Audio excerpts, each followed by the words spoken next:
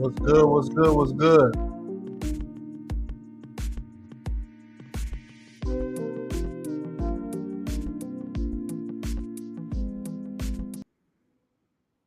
What's good? What's good? What's good?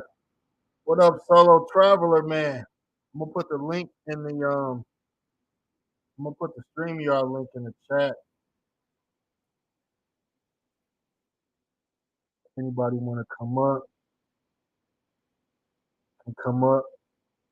You know what I mean? We gonna got a lot to talk about. If anybody wanna come up, I just ask that if I don't if I'm not familiar, if I'm not sure who you are, just cam up behind the scenes, and then if you don't want to be um, on cam, then that's cool. But before I bring you up, I can see you before I bring you up. So that is the link um, for the stream. Let me pin it to the top as well, real quick.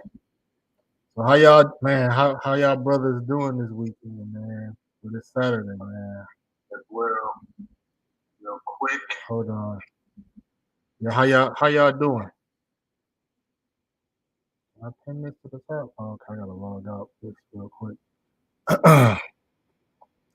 Yeah, man, this is a surreal start of a weekend, man. It's you know, it's it's just these times, man. It's just crazy, man. It's very very crazy, man. Let me know who all in the building, man. Salute, salute, K Halton. Salute, man. Where y'all tuning in from? East Coast, Midwest, Southwest. Let me know where y'all tuning in from. As you guys know, I'm in Philly, East Coast. Okay. I'm trying to try this one more time, man. My man Bert, what's good, man? What's good, bro? You traveling, man? Or you stateside, man? Where you at? Where you at, man? Hey, all I'm gonna say is, man, it's man, brothers that don't got their passports are definitely about to start getting them. You know what I mean? The passport growth space is definitely about to grow, especially more and more, black men, man, they seeing what we've been seeing, man. Brooklyn in the house. That's what's up, man. That's what's up. Southern Cal. Yes, sir, yes, sir. Cali in the building. Okay. Yes, sir. Florida, man. Okay. Dallas, Dallas. Yeah, I used to live in Texas, man. Used to live in Texas, man. So yeah, man. Real quick, man. So how y'all? I mean, how do y'all feel, man? In the in the climate of post Kevin Samuels, man. I know a lot of people that follow his content and kind of like what he was kind of doing. For black men and for black women as well. It's a big loss to a lot of us. So just curious, how y'all feeling, sad, disappointed, appalled at some of these, comments that's been circling these social media space. And I'm gonna get all into that. You know, I got I got some brothers that's gonna tune in um, later, but like I said, anybody wanna come up, what I mean, definitely um, click the link, you know. But man, it's So I titled the stream the way I titled it, man, because it was just there's just so many thoughts that was just going through my mind as I So I titled the stream the way as I was just trying to process everything that was going on, you know. And I was just like, you know what?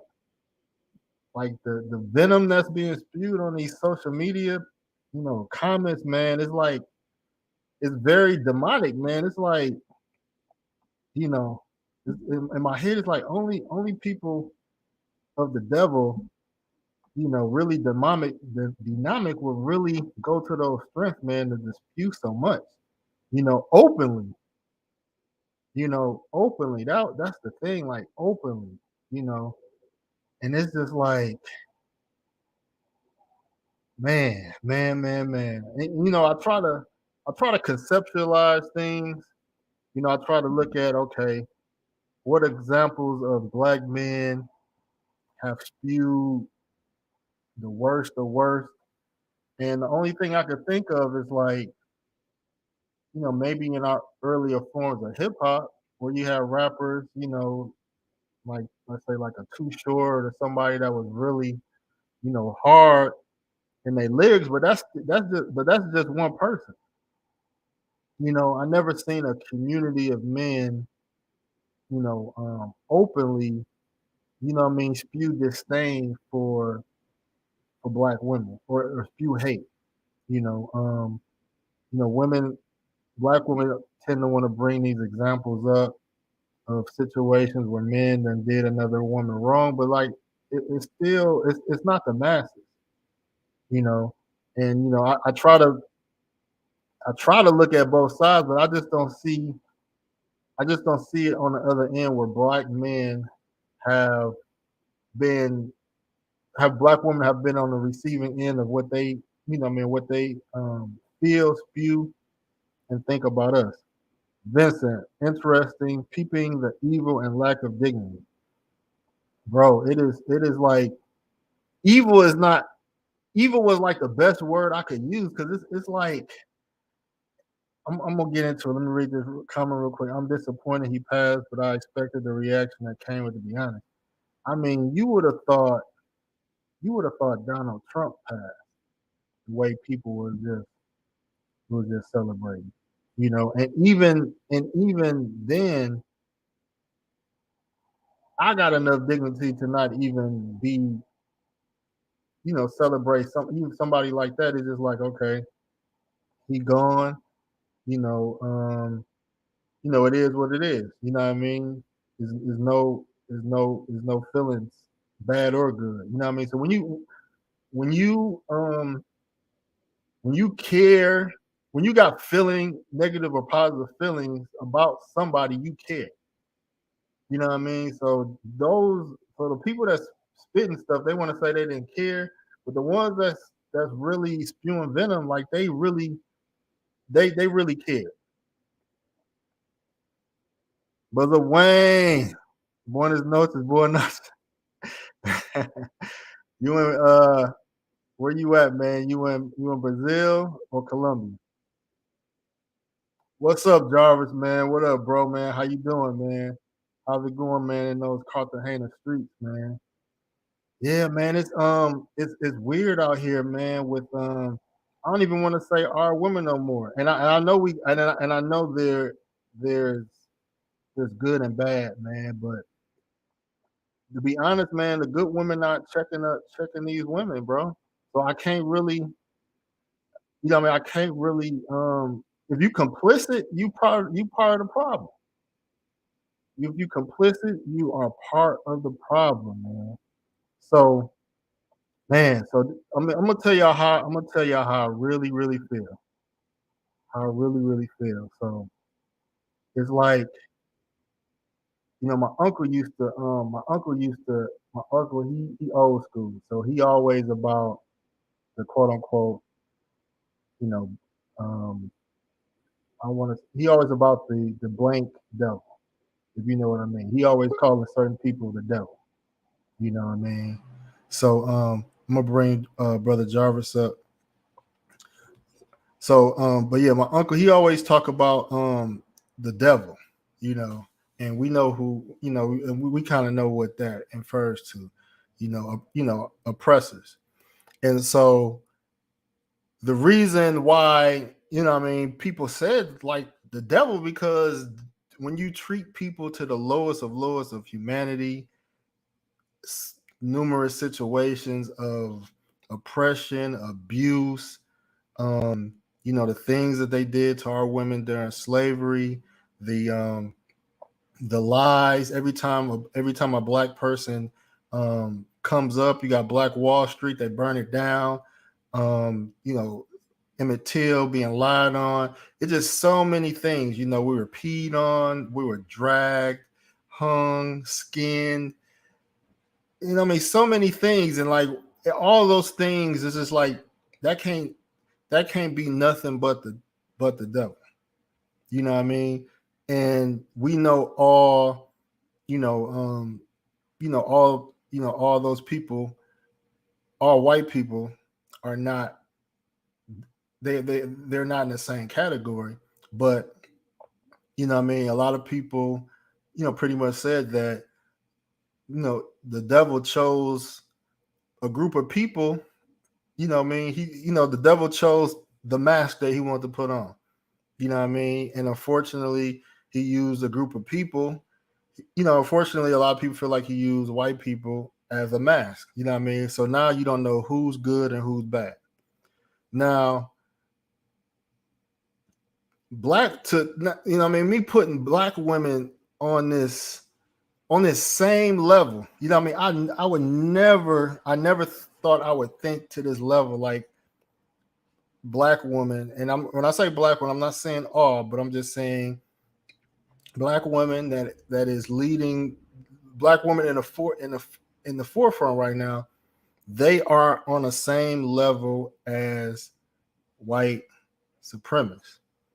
You know, they are doing more damage. More damage. Look at our sons. Look at our daughters. They're doing more. This is systematic. This is more. This is not even generational more. This is systematic. They're doing more systematic damage than white supremacy. You know what I mean? We've made small strides since the civil rights movement. As you know, at least for black men, the systematic things they're doing, black women are able to do towards black men is pushing us more and more back. I see Brother Jarvis. I'm gonna let him introduce himself, man. What's good, bro? Let me take my am I on mute? You off mute. You on live. Hey, how's everyone do? Oh, how's everyone doing?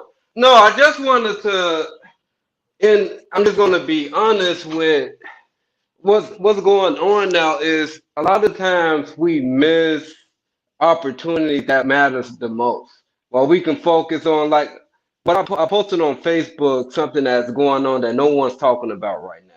We got Mm-hmm. like you said, you mentioned what happened in Tulsa in 1921, over 100 years ago, Black Wall Right. Street. We Mm-hmm. got 100-year-old black folks trying to fight for reparations now, and it's in the courts right now, but no one's talking about it because it's not sensationalized. It's not something that's fun. It's not drama to it or anything like that. But it's real stuff, about our ancestors and everything that we have fought for. It's just so many other things that's happening under the radar that's far, far, far more important than someone's talking about relationships or someone's talking about this and that. And the only thing that I really have a problem with, and this is how I was raised, Mm-hmm. is celebrating someone's death. I don't care, like Biggie said, when Tupac died, I don't care if the person's my biggest enemy in the world, no matter what the person did, I don't care what they did. At the end of the day, I was raised by my grandmother and mother to respect everybody, no matter what. You know what I'm saying? And to have a type of purpose in your life to actually live for other people and do things for other people, even if somebody does you wrong, or they say something you don't like, you should never celebrate someone else dying because you never know what can happen to you tomorrow, today, the next hour, or the next 2 months. You need to worry about and help others and worry about what you're doing. And a lot of things that we don't do, it's like a parable somebody once told me. It was a guy dying on a bed, and he was like, I'm dying. I finally figured it out. And his wife said, what? He's like, I was blaming everyone else all the day. I blame my boss. I blame you. I blame my kids. But I never looked at myself and looked at fixing myself. And a lot of us, and this is mental health month, and I was a chief of staff for a senator that was the chair of the mental health committee. And a lot of things that black people don't talk about is mental health. It's a stigma of black community. And like we used to say, hurt people, and a lot of people, dealing with mental health issues. And it's sad, I saw this young lady on Instagram, beautiful, went to Southern University, and she wrote an Instagram post before she died. She said, I just can't do it no more. You have 7-year-old kids killing each other. Now, the suicide rate of African American kids between 5 and 11 doubled over the last 20 years. So you got 6-year-olds deciding to murder themselves, black kids. So before we talk about everything else, in this relationship and that, we need to start healing ourselves and working on healing ourselves and talking about stuff that matter, bring out stuff that's real issues to help and heal the black community instead of about a relationship this, a relationship that. And once we get to the pulse of what really going on, we can actually really help each other start healing. No, no, facts, man. I mean, I'm yeah, done. I'm done, Rob. no, I hear you, man. It's a lot of yeah, it's a lot of hurt and healing, man. But it's like when you peel back, this is like the core. This is like serious. Like, are we dealing with humans or are we dealing with the devil? Because I feel like when you peel back the skin, if you peel back the skin of every person, there are going to be some people that got that stamp, that Satan stamp on them. I just think it's people out there like that. You know what I mean? And brother, it falls. Yeah, I'm listening. No, and once you really, it's like even if you got people to be at peace with something, man. If it's something that could, if it's a situation, a statement that can pull the devil out of you, I just think it's just a lost cause. But go ahead. No, it starts with people. Number one, it starts how people are raised. Let's start with that. And we lost a lot of values on how we raising our kids. You got high school kids cussing out teachers. I saw, a video of a young lady punching out a disabled teacher because of TikTok type of child. So she knocked out a teacher. Now she in jail. And that wouldn't happen even 20 years ago. You can go to the worst school and the worst in the city, in the country, but they still had a code and respect for their teachers. And a lot of these young people have lost their code, and that code starts with how you raise and the values that you have. And a lot of us young people, and again with African Americans, we all have a good percentage of us suffer from some type of emotional abuse, some type of physical abuse, and some type of other abuse when we were growing up. And we hold all of that in, and we never bring it out. But we bring it out on social media. We bring it on this and that, and we attack people that we don't know, but we also feel good about ourselves, about people, that suffer it. Because sometimes misery, unfortunately, loves company, and we feel like, okay, this person is worse off than me, so I'm going to feel good about myself. Instead of thinking, I want to better myself, and I hope this person betters themselves. And a lot of people lost that type of, thinking and mindset on how they look at life and how you looking at, because I was always I don't watch the news at all. because it's all negative. I haven't watched the news in 3 years because everything is negative. When most heart attacks, not most heart attacks occur after 10 p.m. after somebody watches the news or sees something or feels something negative. Because anytime we see something negative, it's an emotional response that attacks our heart. But we don't realize that. So we get caught up on so many negative images and negative news that we lose why and so many other positive things that we can get behind and be around positive people. I don't hang around negative people anymore. I haven't hanged around negative people in about 5 years because negativity duplicates. You're around negative people, you got negative groups because they all duplicating each other. You got an area, a group of people gossiping. They're all gossiping with each other. You got people investing about money and about getting stuff. Those same type of people are gonna. It's like the law of magnetism. They're gonna you know, automatically attract each other. It's the law of attraction also. They're gonna attract each other.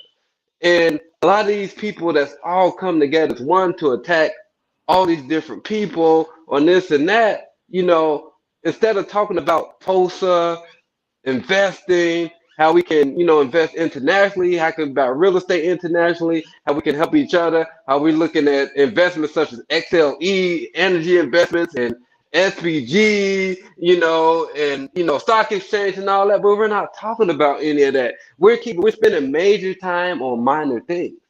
And that's the problem. We need to start spending our major time on things that matter, that's going to cause generational wealth and cause us to really start healing instead of getting caught up on negative stuff all the time. Because if you don't caught up on negative stuff all the time, you're going to eventually be negative, then it's going to duplicate to everybody else. Then you got a negative neighborhood, negative family, negative society, and then negative people. And that's the problem. Oh, facts. His brother mentioned, man, anyone that spews that kind of hate has mental illness, man. I agree with that. You know what I mean? Kevin Samuels used to always talk about you need to seek therapy. And the more and now it's more evident. Like a lot of people, black women, black men too, need some type of therapy because it's things that are passed down through generations that we don't even realize was dealing with. Even in my personal life in the past, like my baby mama, and my son is grown now, but my baby mama, what I mean, I felt like was just as evil as they come. What I mean? I experienced situations where, my son a newborn, what I mean, my son a newborn, I want to, what I mean, we wasn't together, we broke up right before he was born. I go to want to see my son. She opened a window shade and just showed me my son through the window. Like, here you go, you can see him. And I'm just like, what type of person does that? And then I started learning things about her family, what I mean, her mom's. I talked to her. I mean, when I first talked to her dad after years of me, after my son was like, almost a teenager, I got in touch with her dad, and he was talking. He was like, the same things you go through with my daughter, I went through with her mother. And he told me about situations, how he was put on child support after he was paying her money directly. And, the court system said that he should have paid child support through the court, not sending her checks because she said it was a gift. She said it was a gift. And I guess the judge, agreed with that it was a gift. What I mean? Things like that. So the fact that her father was telling me that, and then he told me about her grandma. He was like, he was like, I remember her grandfather, they slept in separate parts of the house. So all that dysfunction, what I mean, at least went as far back as her grandma to her mom to her. And it's just like, why do y'all have all this hatred towards men? What I mean? Men that are nice. The moment you don't get your way, you flip. You know what I mean? And it's just like that is just very. It's just where does this evil come from? You know what I mean? Like I don't even think as evil as I've seen men have been. I've seen men beat. I've seen men put their hands on women. I've seen that. I've seen I've seen men give blick whoop a chick like they whooping a dude. I've seen that. However, that is not the norm. That is not common. You know what I mean? Women to take those few instances and just paint everybody with that. You know what I mean? You see women, and we talking about how evil, you know what I mean, a lot of women can be. You've seen women pour acid, you know what I mean, pour acid on another woman because of a man. You seen women want to run a dude over because of whether he cheated or something like that. You see all these extreme levels of violence when somebody doesn't get their way. Like that is sad and that is sickening. Before I go too long winded, Jarvis, let me know if you want to comment or anything like that. But it's so sickening, man, how evil, and I'm just on women, I mean, black women in particular. It's sickening the level of evilness they can go to. You know what I mean? I've never heard instances of a man pouring acid on another man. You know what I mean? I never heard a black man at that.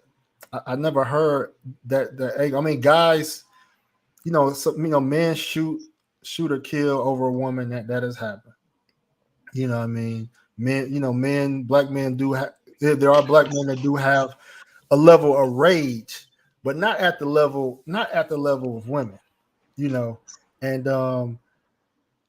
and these are all examples that we see in America. You know what I mean? I don't know the level of rage that goes on in other parts of the world, but at least here in the land of the free and the most opportunities, you know what I mean? Jarvis, why is there so much rage in this great country, you know what I mean, for women?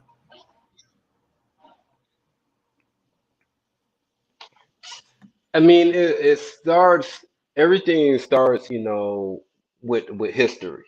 You know, it starts with history in a way, our ancestors was treated, by the slave masters, which is why so many of us, have different colors. We have been black women, unfortunately, have been treated badly, since the beginning of the time with the slave masters and everything else that they have done. And unfortunately, they constantly under some type of persecution, and it's almost like some mad scientist created something to really separate black women and black men. Unfortunately, when back in the 50s and 60s, we have very strong black families and black households. Then the crack happened in the 80s. That's another story for another day to go to go really deep dive in that. But when we had strong family structures and strong families, all over the country, then it was just a stronger foundation because you had both parents raising their kids. But now you rarely see a family, a two-parent family, a strong household. Back when the Cosby Show first started, and Family Matters and all that, you saw just strong families. It was TV, but we get it. With strong families, people had blue collar jobs, and they had really upper middle class jobs. But now it's just a lot. We lost a lot of the foundation. And the Bible parable, you build your house on a sandy land, you build it on a rock, and a lot of these foundations are built on sand. When you build it on sandy land, it's going to eventually fall. It's not built on rock. So we have to figure out how we, can help, and work together to build, stronger foundations, especially, among the black family and building that strong foundation with black families in general, and that's how we all gotta, got to stand up, stop again, as I said, when the guy was on the hospital bed, blaming everyone else. A lot of us get caught up on blaming everyone else, finding faults with so many other things instead of looking at ourselves and figuring out what can we do instead of trying to figure out what everybody else is not doing. And that's how we lose. No, you're right, man. You're right, man. Hey, people in the chat, man.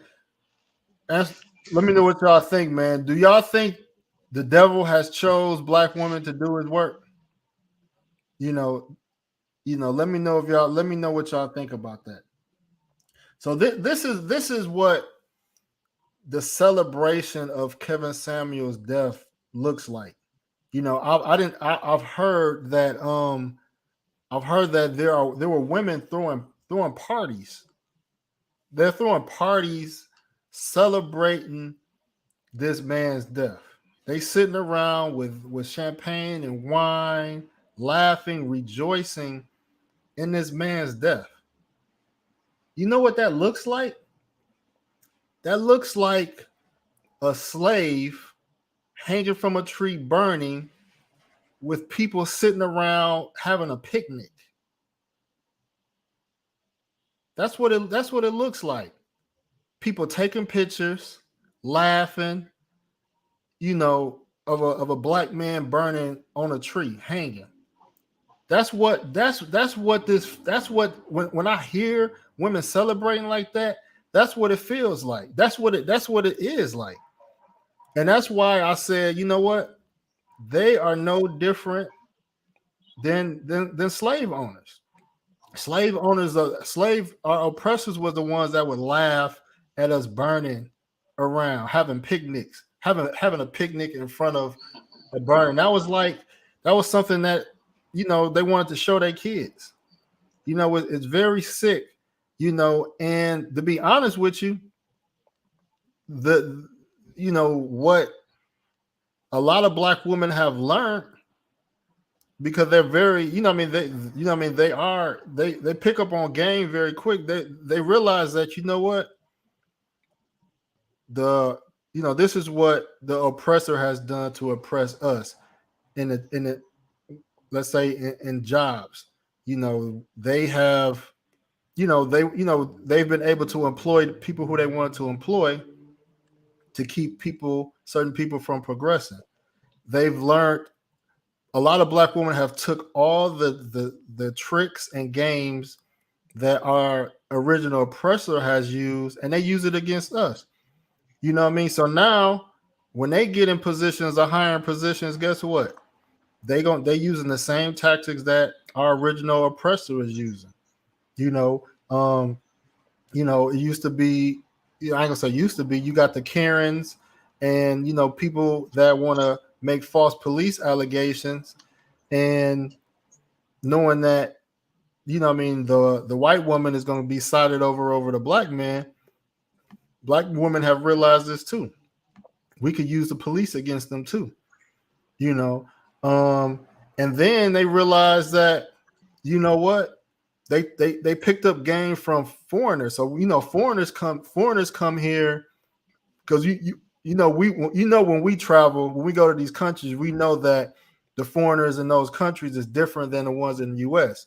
So they come here and say, you know what, if to have a leg up in society, we need to pick a side. We need to pick the side of the original oppressor, because as long as black men or black people are at the bottom or last, we don't have to worry about being last. So a lot of people come here, not wanting to be in last place, and so they say bad things about us. They look at us side, they don't interact with us in society.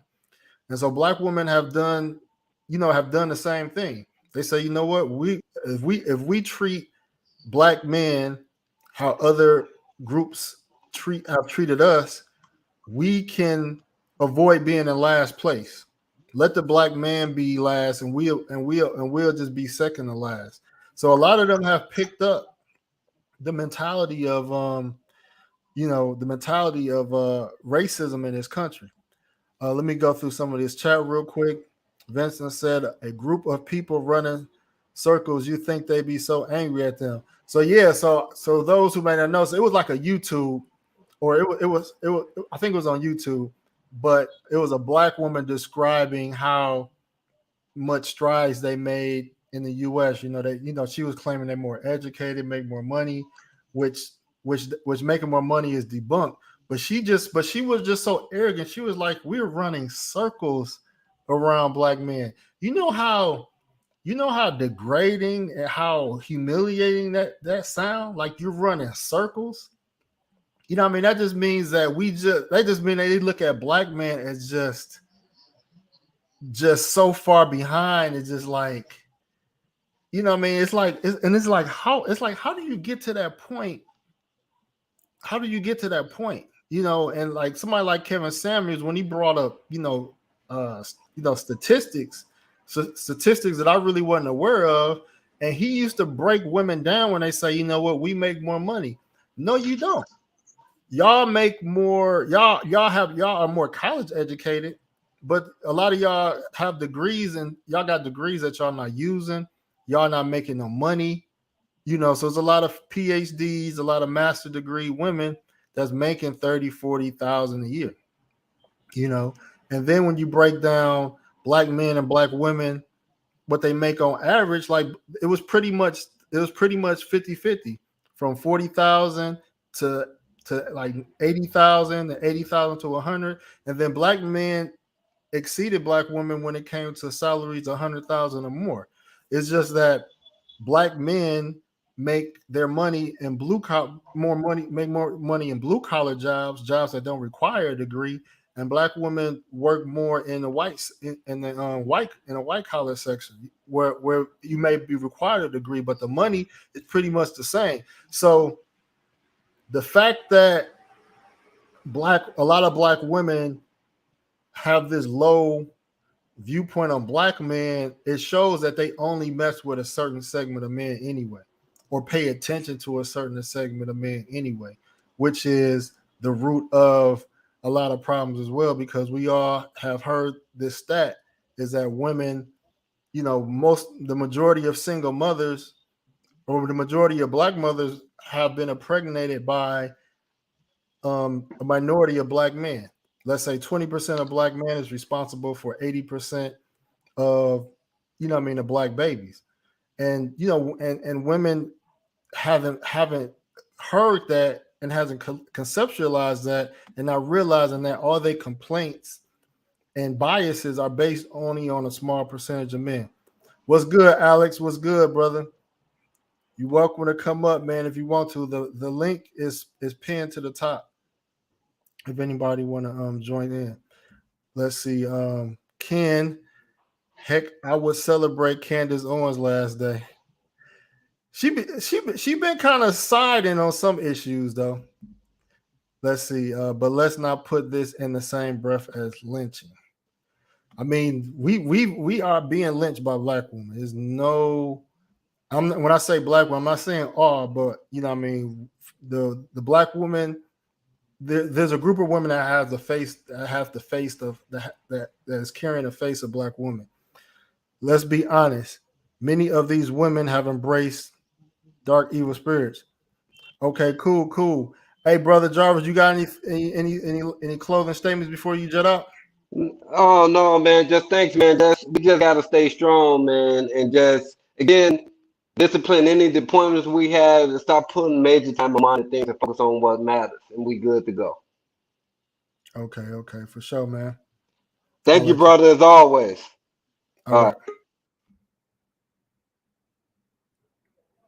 What's good? Whoever in the background, if you can show your face real quick, and then just turn on and turn off your camera, just so I know, it's no troll or anything like that.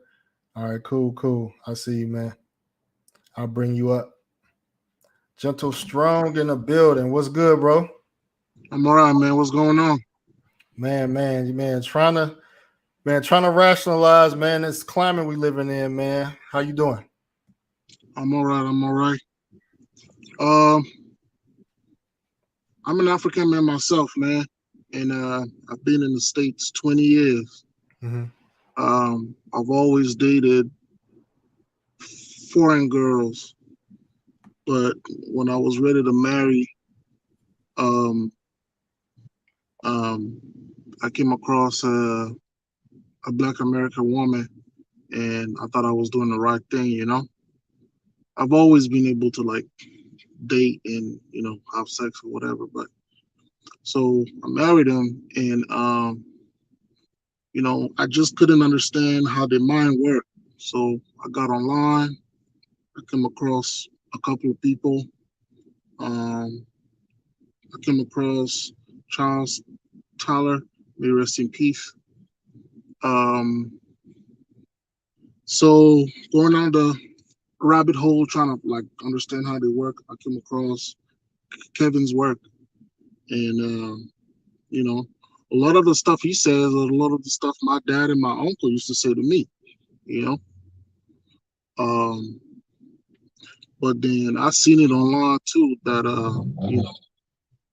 um, some folks out there just happy about that, and that's not cool, man. That's just I don't understand. Like, you know, I mean, I don't see the difference if you tell someone, hey man, step your money game up. I don't know what's so hard about trying to tell a girl, kind of lose the weight a little bit.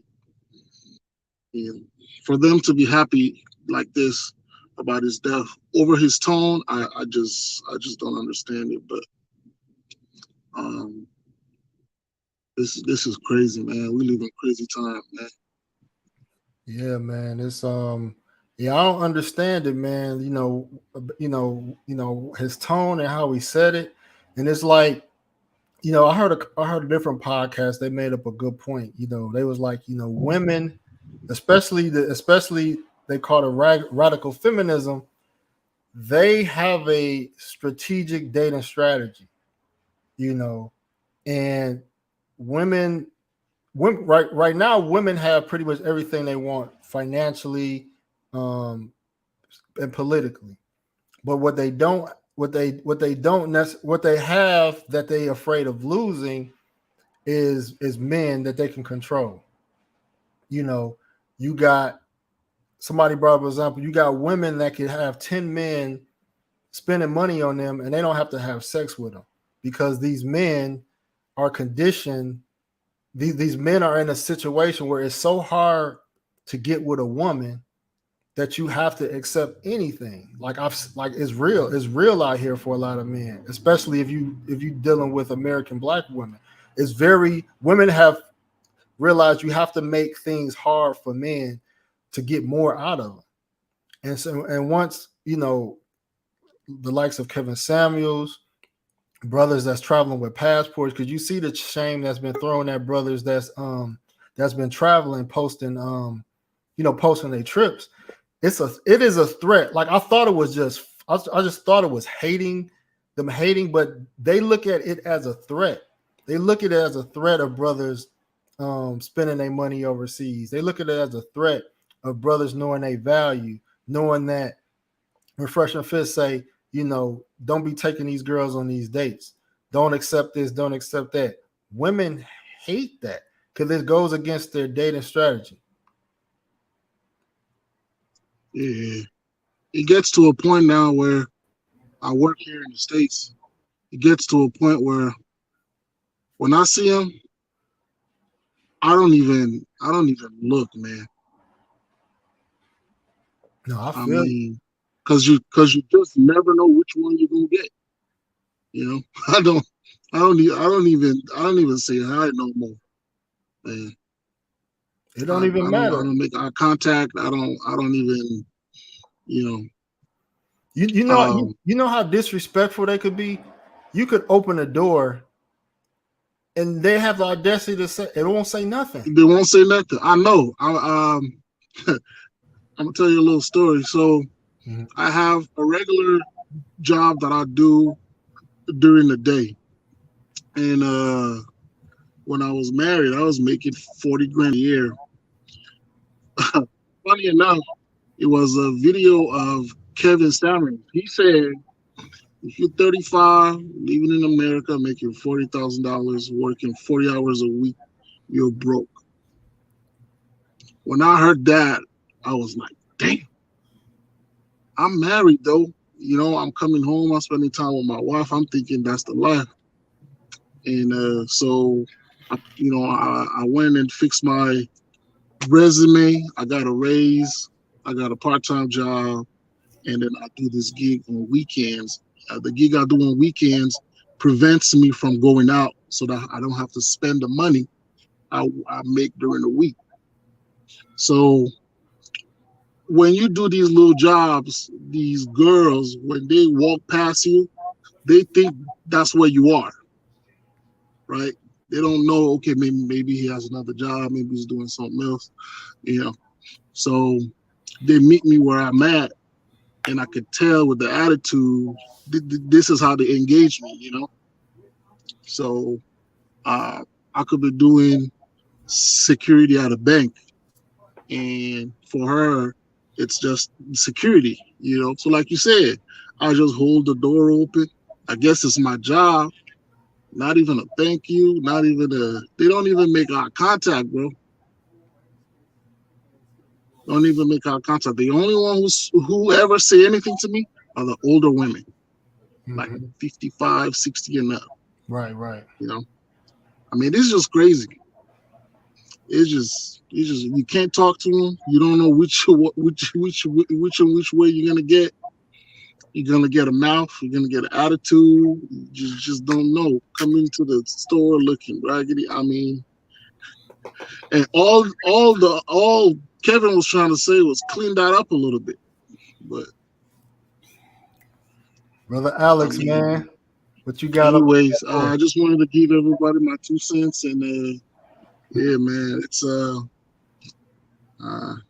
it's not right. You don't if someone passes away, you can't laugh. That's not right. It's just not right. Yeah, you're right, brother. You're right.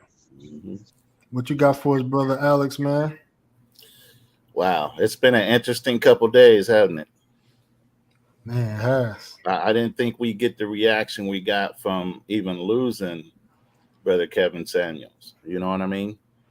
But these women think they are on like a parole and they're celebrating like, the truth can now for some reason disappear. You know what I'm saying? It's not going anywhere. The cat is out the bag. Right. No, now it's up to us to continue carrying forward with that basic breaking of the ice that Kevin Samuels did. You know, for us as men, we can no longer go back to the way it was just because Kevin's not here anymore. Right. You know what I mean? By the way, I put in the chat blackdemographics.com. That's where he was getting all his stats from. Okay. The stats are all done by black people, so it's not biased. It's one of the reasons why he did that. You know, so blackdemographics.com, keep that handy for anybody looking for statistics on anything when it comes to us. Okay. You know what I mean? But yeah, the latest new rumor now on mediatakeout.com is that Kevin Samuels was broke. He was in debt, credit card debt. He don't even have enough to bury himself. That man has a net worth of over $4 million. How is he broke? With 1.2 million followers on YouTube and 1 point something on Instagram. Aside for whatever commercial and sponsorships he was getting. There's no possible way that man was broke. But that's the new rumor that they're putting out as of today. Even if it was true, what does it have to do with his message? Boom. Exactly. When you defaming somebody that can't speak up or has passed away, I mean, come on. That's messy as all get out. So now you can see how messy women are when it comes to you speaking up for your own rights as a man.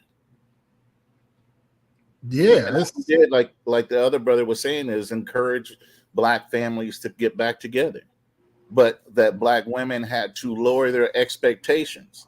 What black men have done for years is we were out making the money.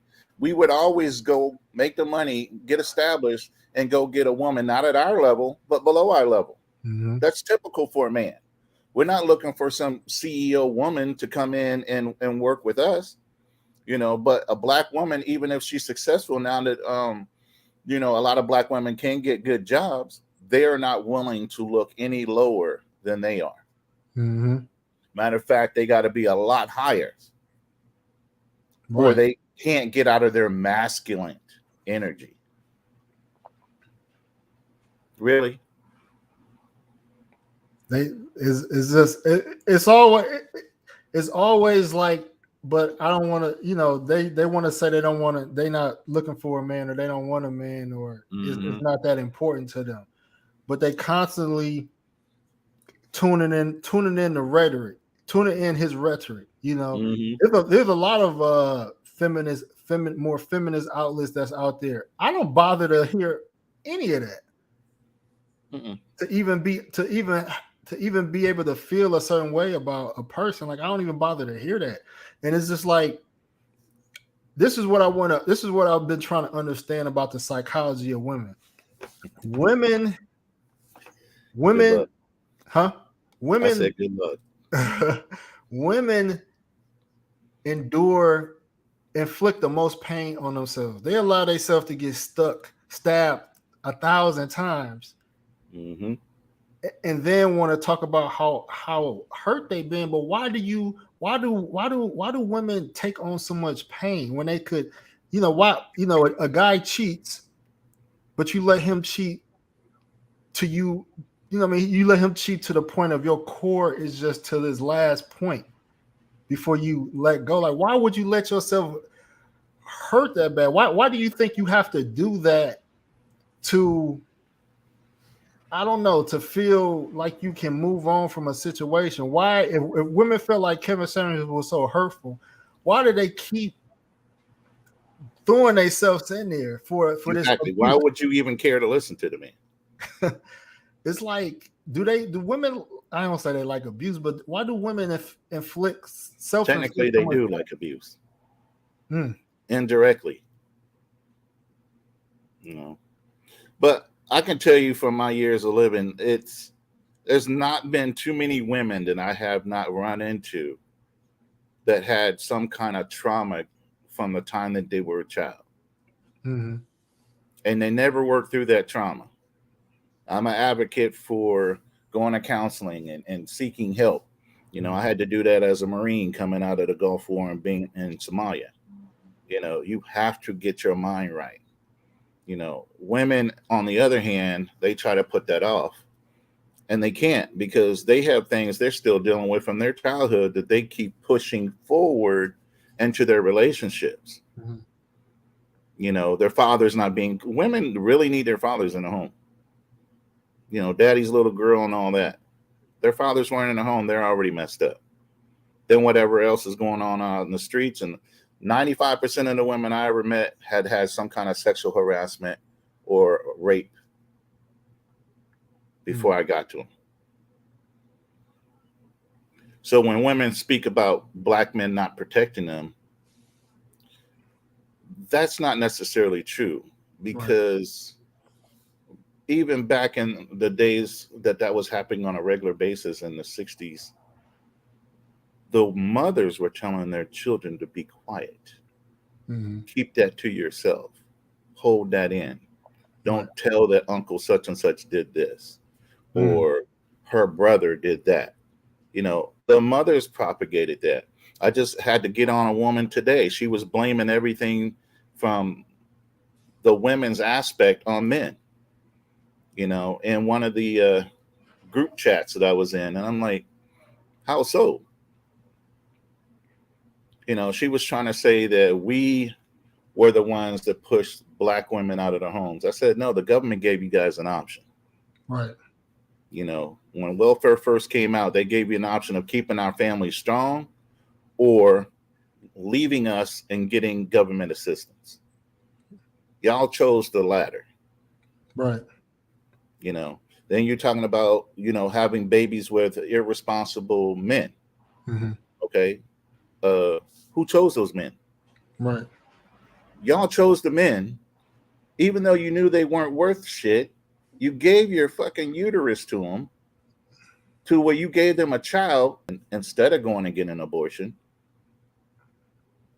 And now you want to complain that you're stuck in this rut. Right. Whose thought process and decisions and choices was that to get you there? You can't blame the man for that. You know? I got a question for the chat, man, and for you too. So we understand white supremacy as it relates to why it's necessary for the people that want to be in superiority. You know what I mean? They for economic reasons, you need a rich and poor class. So you have a poor class.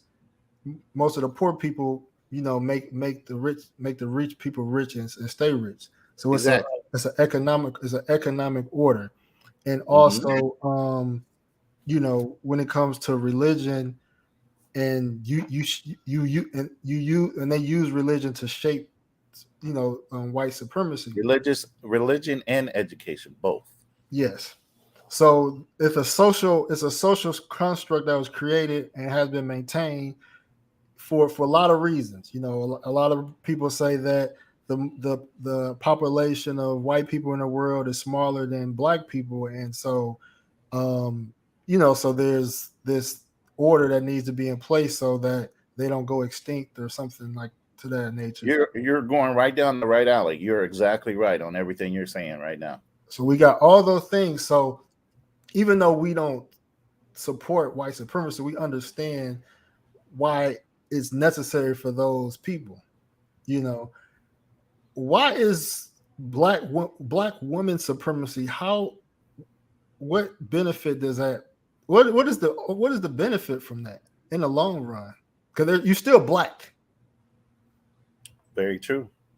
And most black women want to be married to black men. But at the same time, they look at us like we're not good enough. How can that be?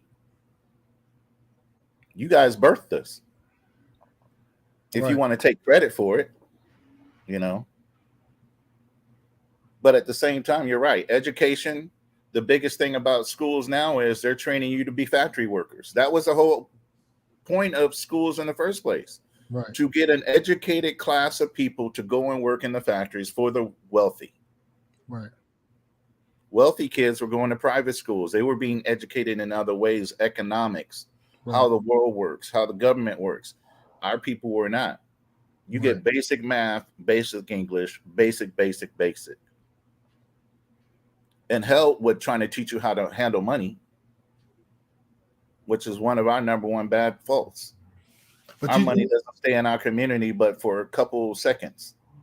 Real quick, you just made me think about something. Education, keeping us dumb, keeps the power in power.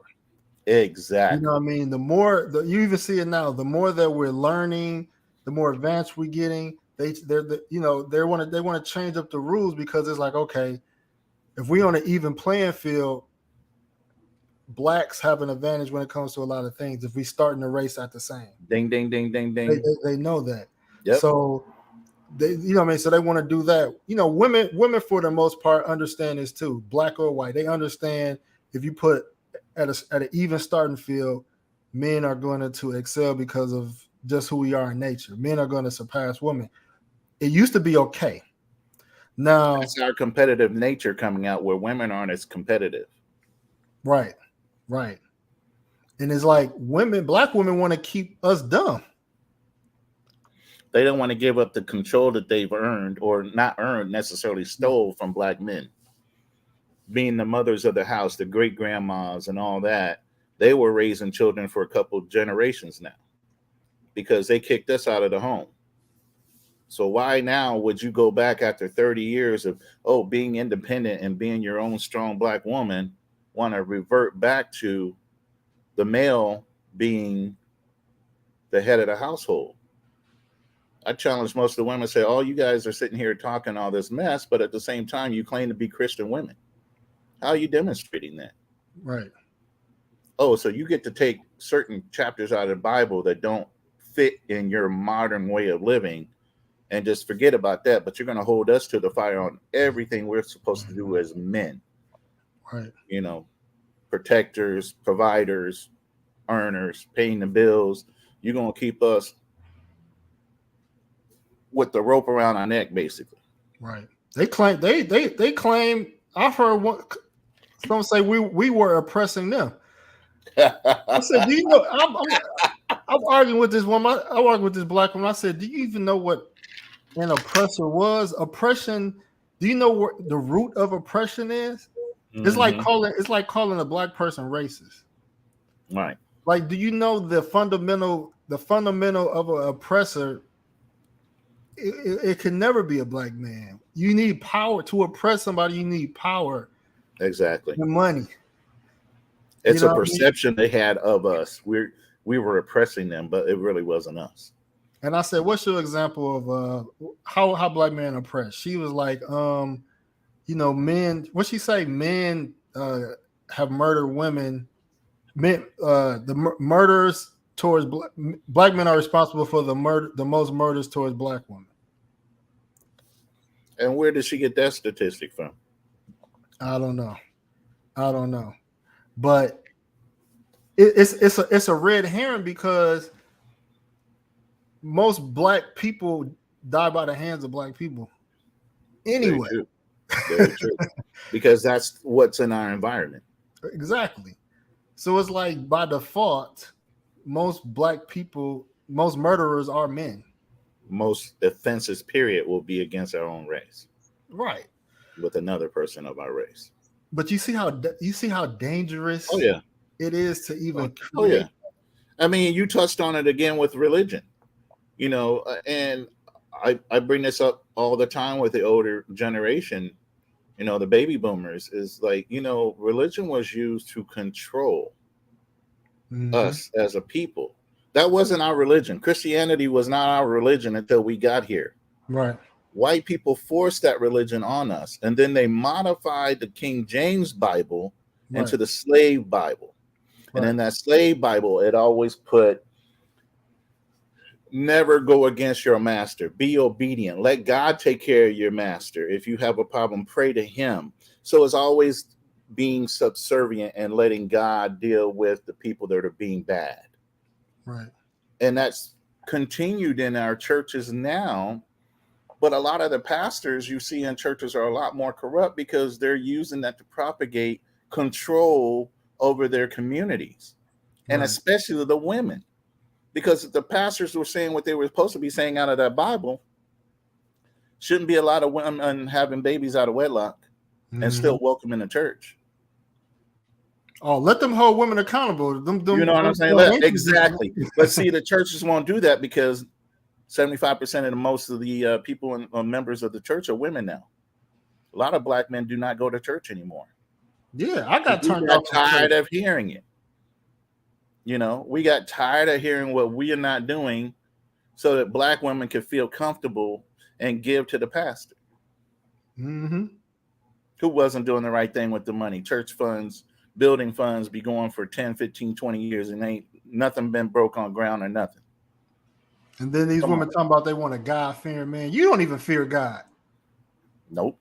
Or you wouldn't be doing half the stuff you're doing. Boy, the devil has creeped into our church, boy. Absolutely. Crept into the Bible. And here's the thing. I'm going to blow your mind with this. Every book you ever read has a narrative. Whoever the writer is controls the narrative. Facts. Okay. So when you had the Bible constructed from the canon trials of all these different books they were going to include in the Bible, they left some out. You ever heard of the book of Enoch? Read that sucker. It'll blow your mind. I went to Ethiopia, man, and I got the full Bible. Has all those books that were excluded in their Bible, Book of Enoch, and all of them were included in that Bible. That's a complete Bible. That tells you the whole story. This was written in a narrative for the Catholic Pope to enforce or control all the kings and their subjects by saying this is the official religion. Every king bowed to the Pope. Every king bowed to the Pope.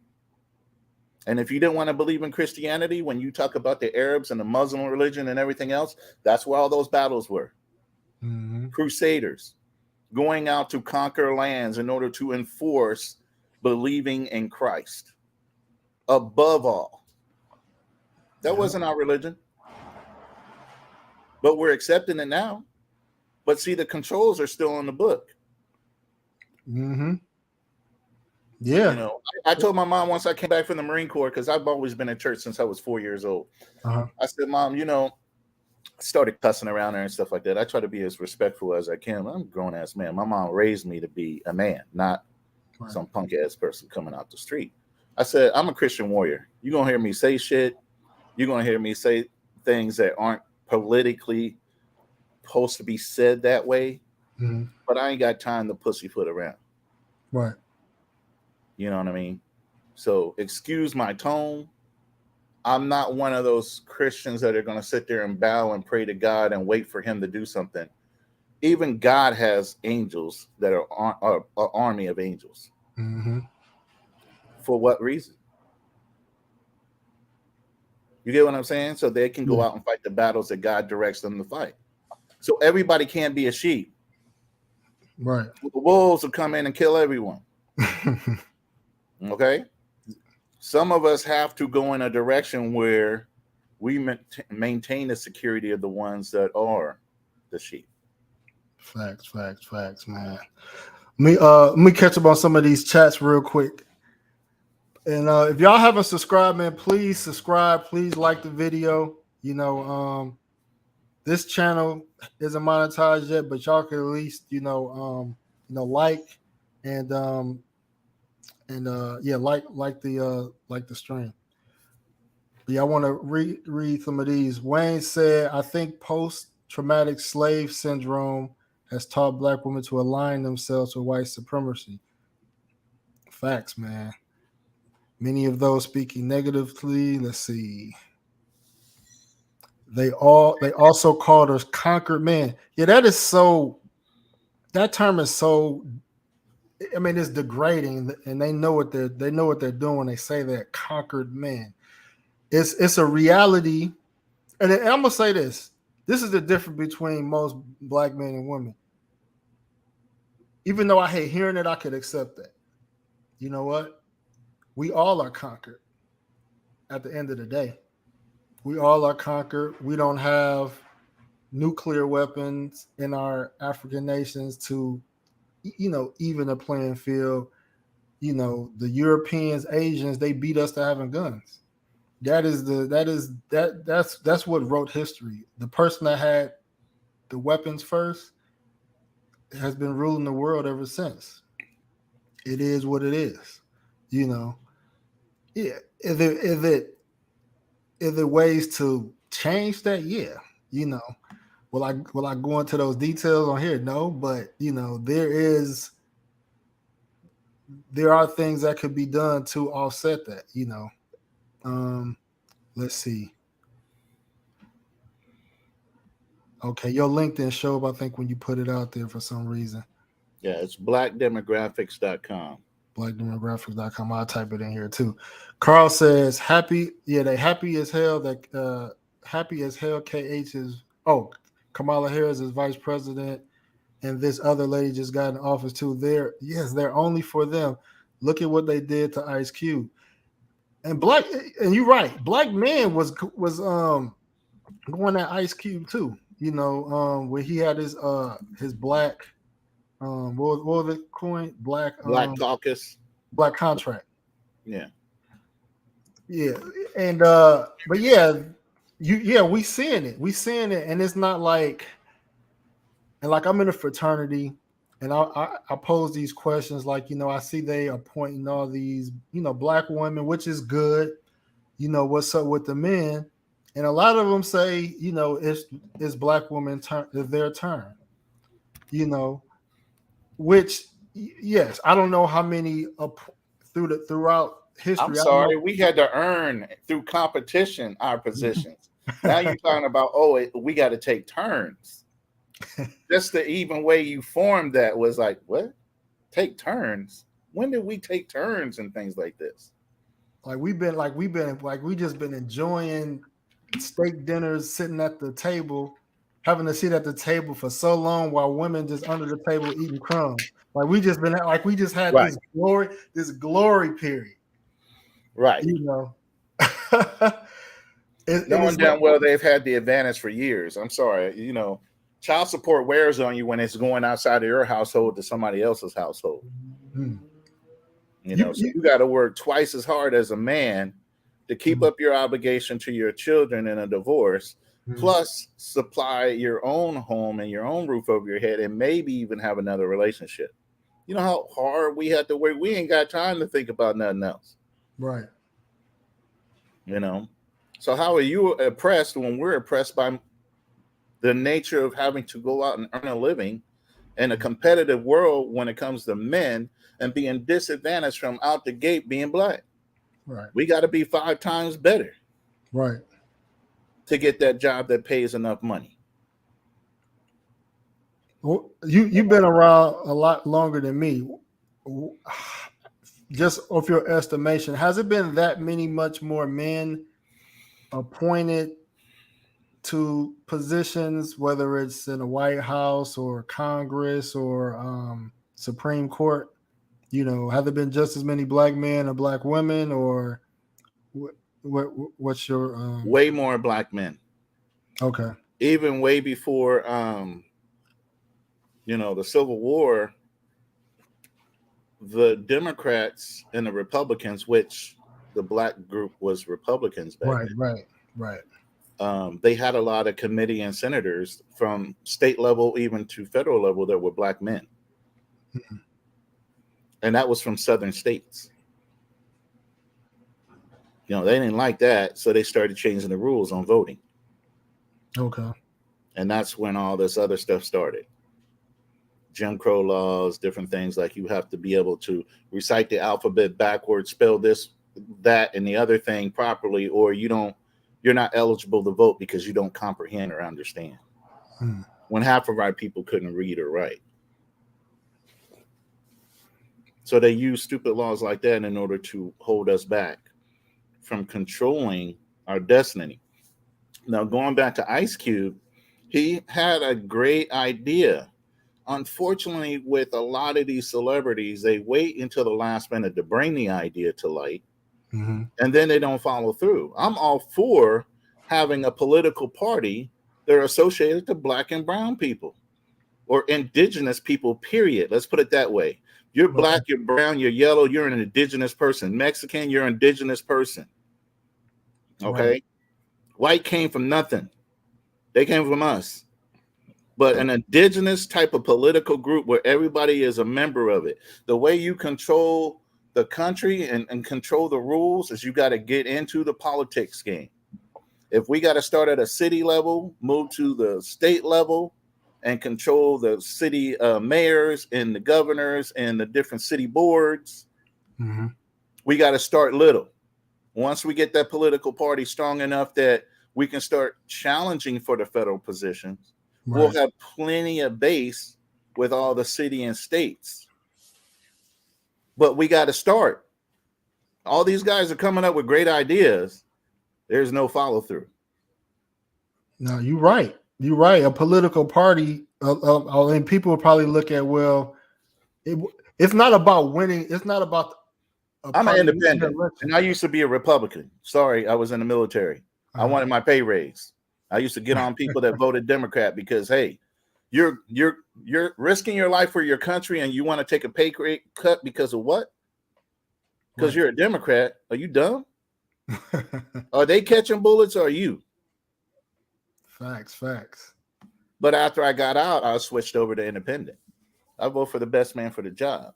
But at the same time, and I respect, if we did have our own party, Indigenous People Party of America, whatever we want to call it, immediately we couldn't just say, okay, we're going to get everybody in these political seats. No.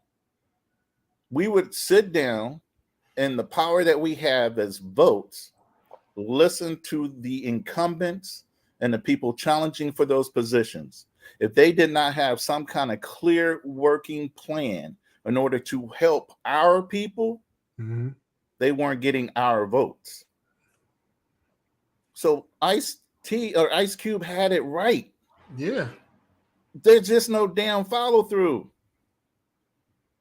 So I would love to be able to get involved with something where we push that agenda further before 2024 in the next presidential election. We're already too late for 2022. Right. Which will probably lose some seats in the Senate, which will cause that 50-50 split to go away. Which honestly, I don't even care about that no more because we ain't got the rules that they're making up right now have nothing to do with us anyway. Right. That's the point of having our own party, because then with our political power and the vote, we can control some things and some people that are sitting up there. That's what white people do. That's what lobbyists do. That's what the wealthy do that own the corporations. They have lobbyists. They're greasing the palms of politicians by donating to their funds, so that they can continue to stay elected. And oh, by the way, when we need a favor, we'll call you. Facts. So I wanted to bring up some examples, man, of just the level of evil that exists in a lot of our black women in the U.S. So some of us seen or heard of this lady. Her name was Tay Posley. She was an IG model. She was so, I guess, irate towards her baby daddy that she took her anger out on an innocent baby, slapping a baby. So I'm gonna share this situation. It was very disturbing. It's very disturbing, and we could talk about it. Okay.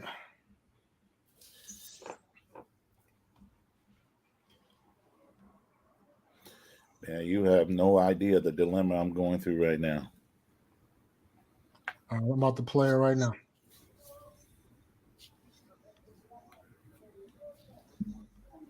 Post shit, right? Your daddy want to post shit, right? He want to fucking post shit and I answer the goddamn phone. I hate your ass. Out of my house. You just posted I'm on Instagram doing something, but you over here. Get out of my house. Get out of my house. You just posted I'm on Instagram doing shit, but you at my house. Get out of my house. Bye. Get out of my house. You're posting I'm doing on Instagram, but you're over here not doing shit. If I'm doing something to your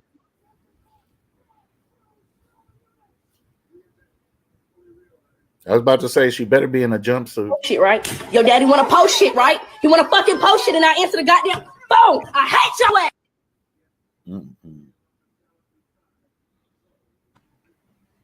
Yeah, man, that was very, very, very hard to even watch. Yeah. A baby? Unfortunately, yes. A baby? Where does that anger come from? Like, where does it come from?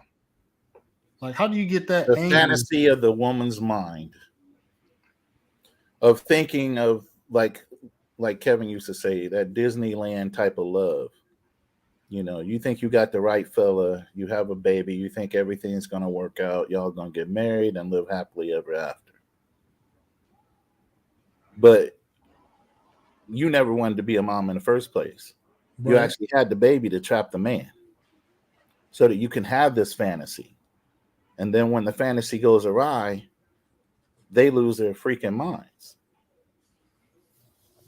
and either take it out on the children or they use them as bait for those men and give them a hard time about even seeing those children or extort them for money. Yeah. Now the new thing is a lot of these women are claiming rape and this, that, and that. They just want to say any word to get a black man locked the hell up. How is that going to serve you and your child? They don't even think about that. They don't care. Know why? Because there's a welfare system that's going to sit there and help them through those tough times. Exactly. until they can find another sucker to be a stepfather to that child, and they can have another child by that next man. Now that doesn't work again. Now they got two. Vicious cycle. What's the definition of insanity? Continue to do the same thing over and over again, thinking you're going to get a different response. These Right. women keep doing the same thing over and over again, expecting some kind of different response, and they're not getting it. Exactly. The state will provide, man. It's just Mhm. it's just control, man. They really want black men to bow down, to worship, to accept anything, to accept we disposable. Like, you know, we basically like we looked at as dogs to them, just like our oppressors looked at us as dogs, you know. And Right.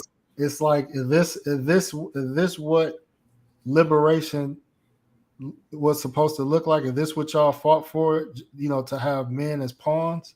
But see, that's the whole thing. Black women didn't fight for anything, really. It was black men. They reaped the benefits. You know, Kevin Samuels even said it this way, and I use it all the time. Right now, young women control access to sex. Mm-hmm. But when it's time to get married, all your little funky attitude and everything else, it comes down to a man that wants to decide to marry you. So if you're not fit to be married, no man is going to court you to marry you. So yeah, you can control sex all you want, and men will play games to get it. Right. But if you're wondering why you're sitting on the sideline and somebody else just got asked to get married by that same dude, you need to look at yourself. Facts. You know what hypocrisy I've been seeing. So when Elon Musk bought Twitter, right?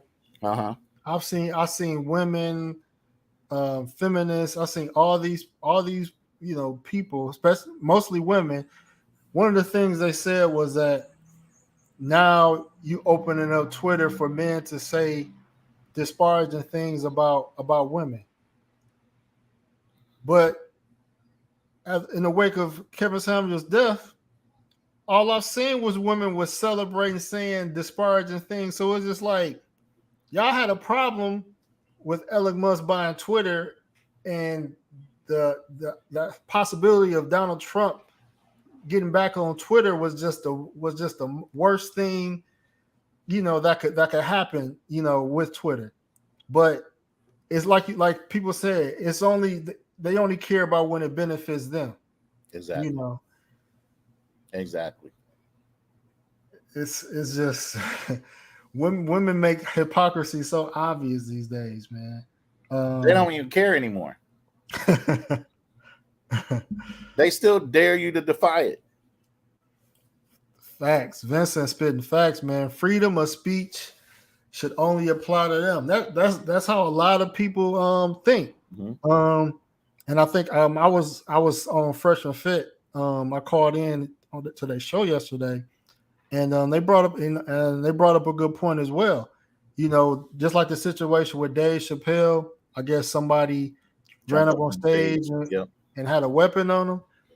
You know, because he been saying what he been brutally honest about what he sees in the world as it relates to the alphabet community.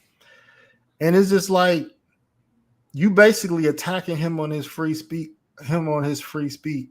that we all have a freedom to, even though people didn't like Trump. It was his free speech, you know. Right. Kevin Samuels, I mean, he was exercising this free speech, you know. But he was attacking a certain demographic. Now, hold on, he was attacking black women, so they think. It's like, and I'm gonna be, oh man, I'm gonna read this, man. It was this guy, because I live in Philly. I ran for political office in the past, unsuccessfully, but it's a black guy. He's gay. He works for a news outlet, and we stopped following each other, but he was going in on Kevin Samuels. I want to read some of his tweets. Like, it's not just the women that had an issue with Kevin Samuels. Oh no, I saw a whole bunch of simps today. So my statements were to women / simps. And while I'm looking this up, brother, why would the LGBT community have an issue with Kevin Samuels? Because their girlfriends had problems with them. That's the only reason they didn't even get involved. Their little girlfriends that they have the kiki with or whatever were being offended. So they're going to take pot shots. He never spoke out against community. He didn't even bring them into conversation. On purpose. I wanna read his tweets. Cause I had to stop reading because I'm just like,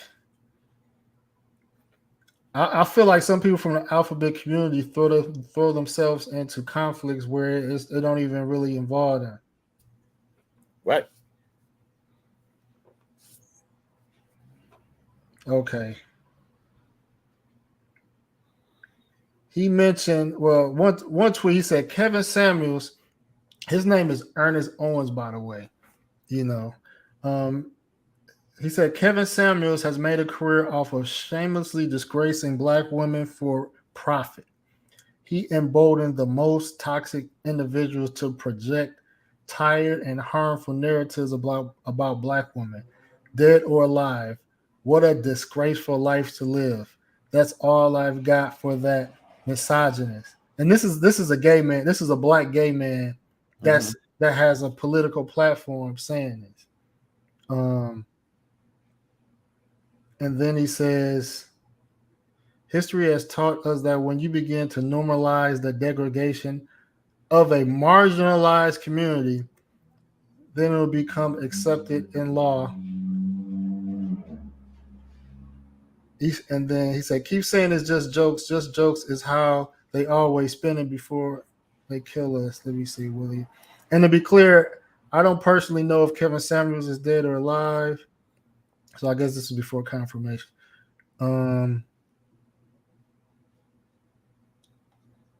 Let's see. The fact that some want folks who were degraded and disrespected by this man's actions to pay him respect and death is absurd. Nobody has to grieve or mourn the death of those who actively targeted them. Treat people right when you're alive to be respected when dead. So that was some of the things he said, you know.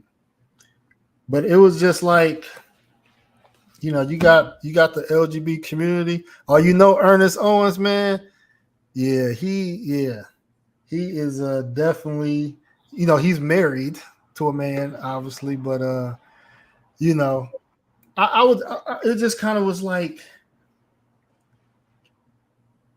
Kevin Samuels promoted heterosexual, you know, I mean, he didn't say heterosexual, but obviously it was. You're talking about a Black man and a Black woman, and that's specifically it.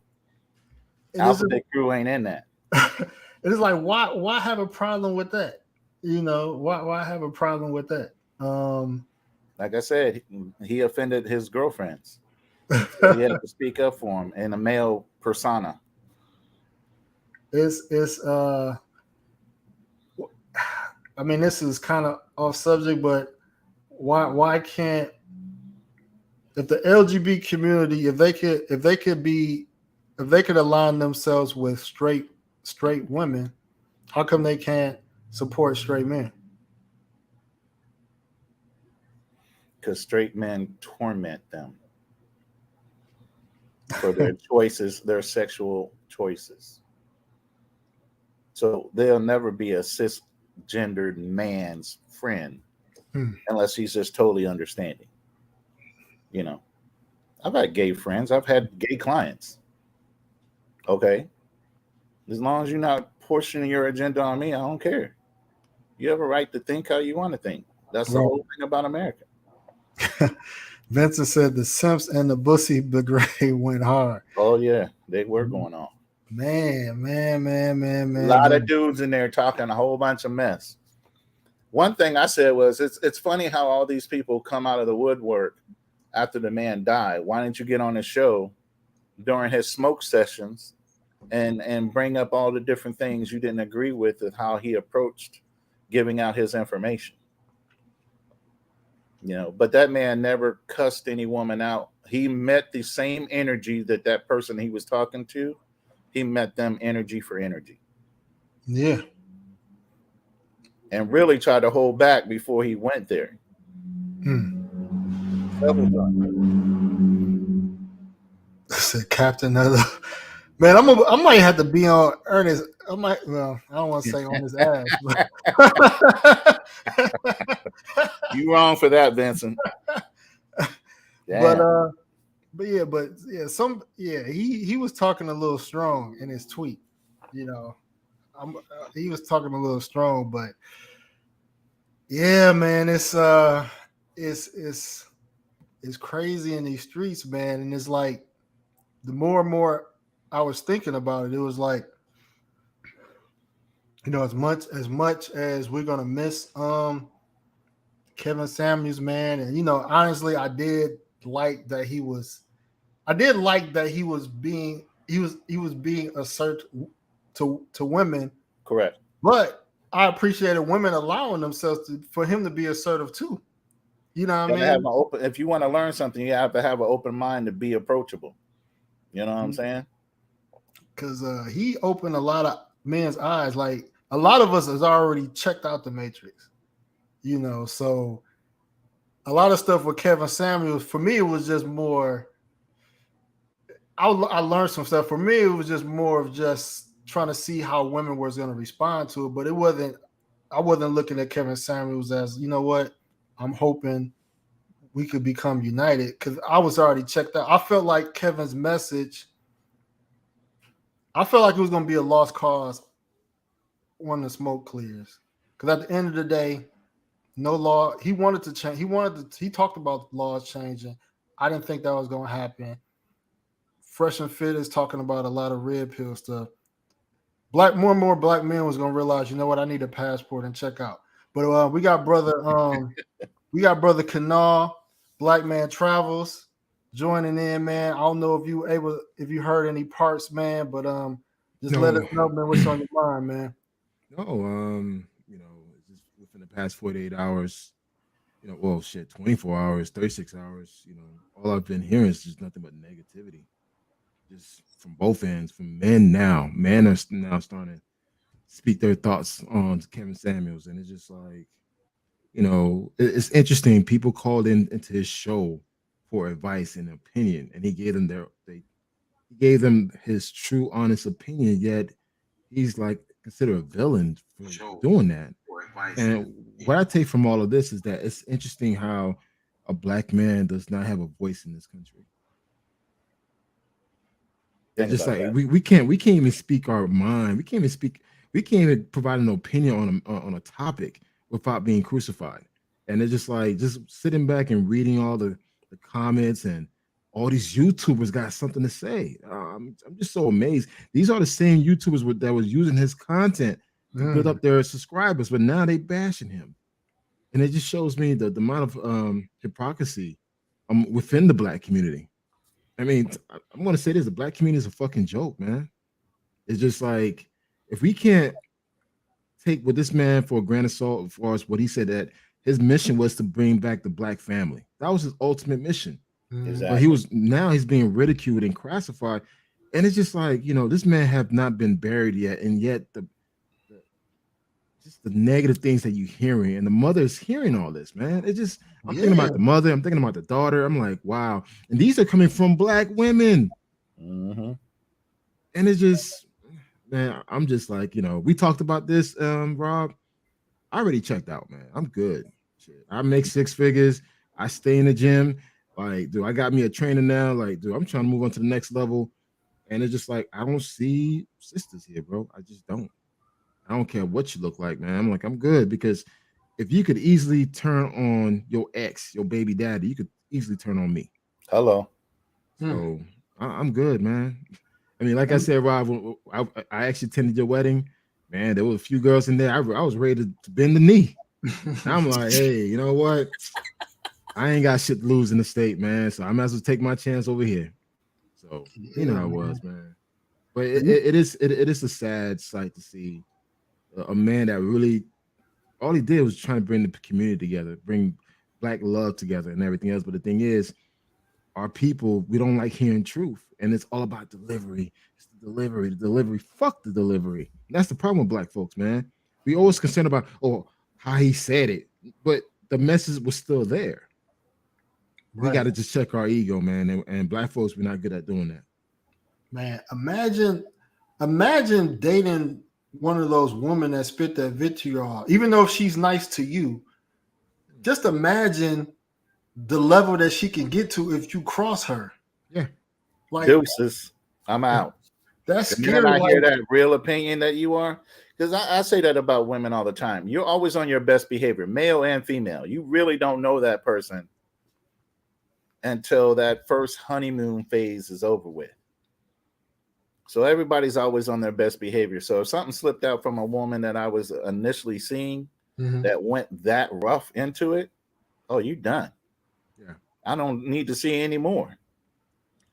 You know, I'm I didn't kinda- get all this white hair because I was living a peaceful life. You know, I'm what I'm growing saying? minds. Stressed the hell out. I've been married twice. I have 4 grown sons, 2 grandchildren. Believe me, this white came from a whole bunch of unnecessary mess. I think now at my age, at 44, I do a lot of listening. Mhm. I listen to how you say it, what you say.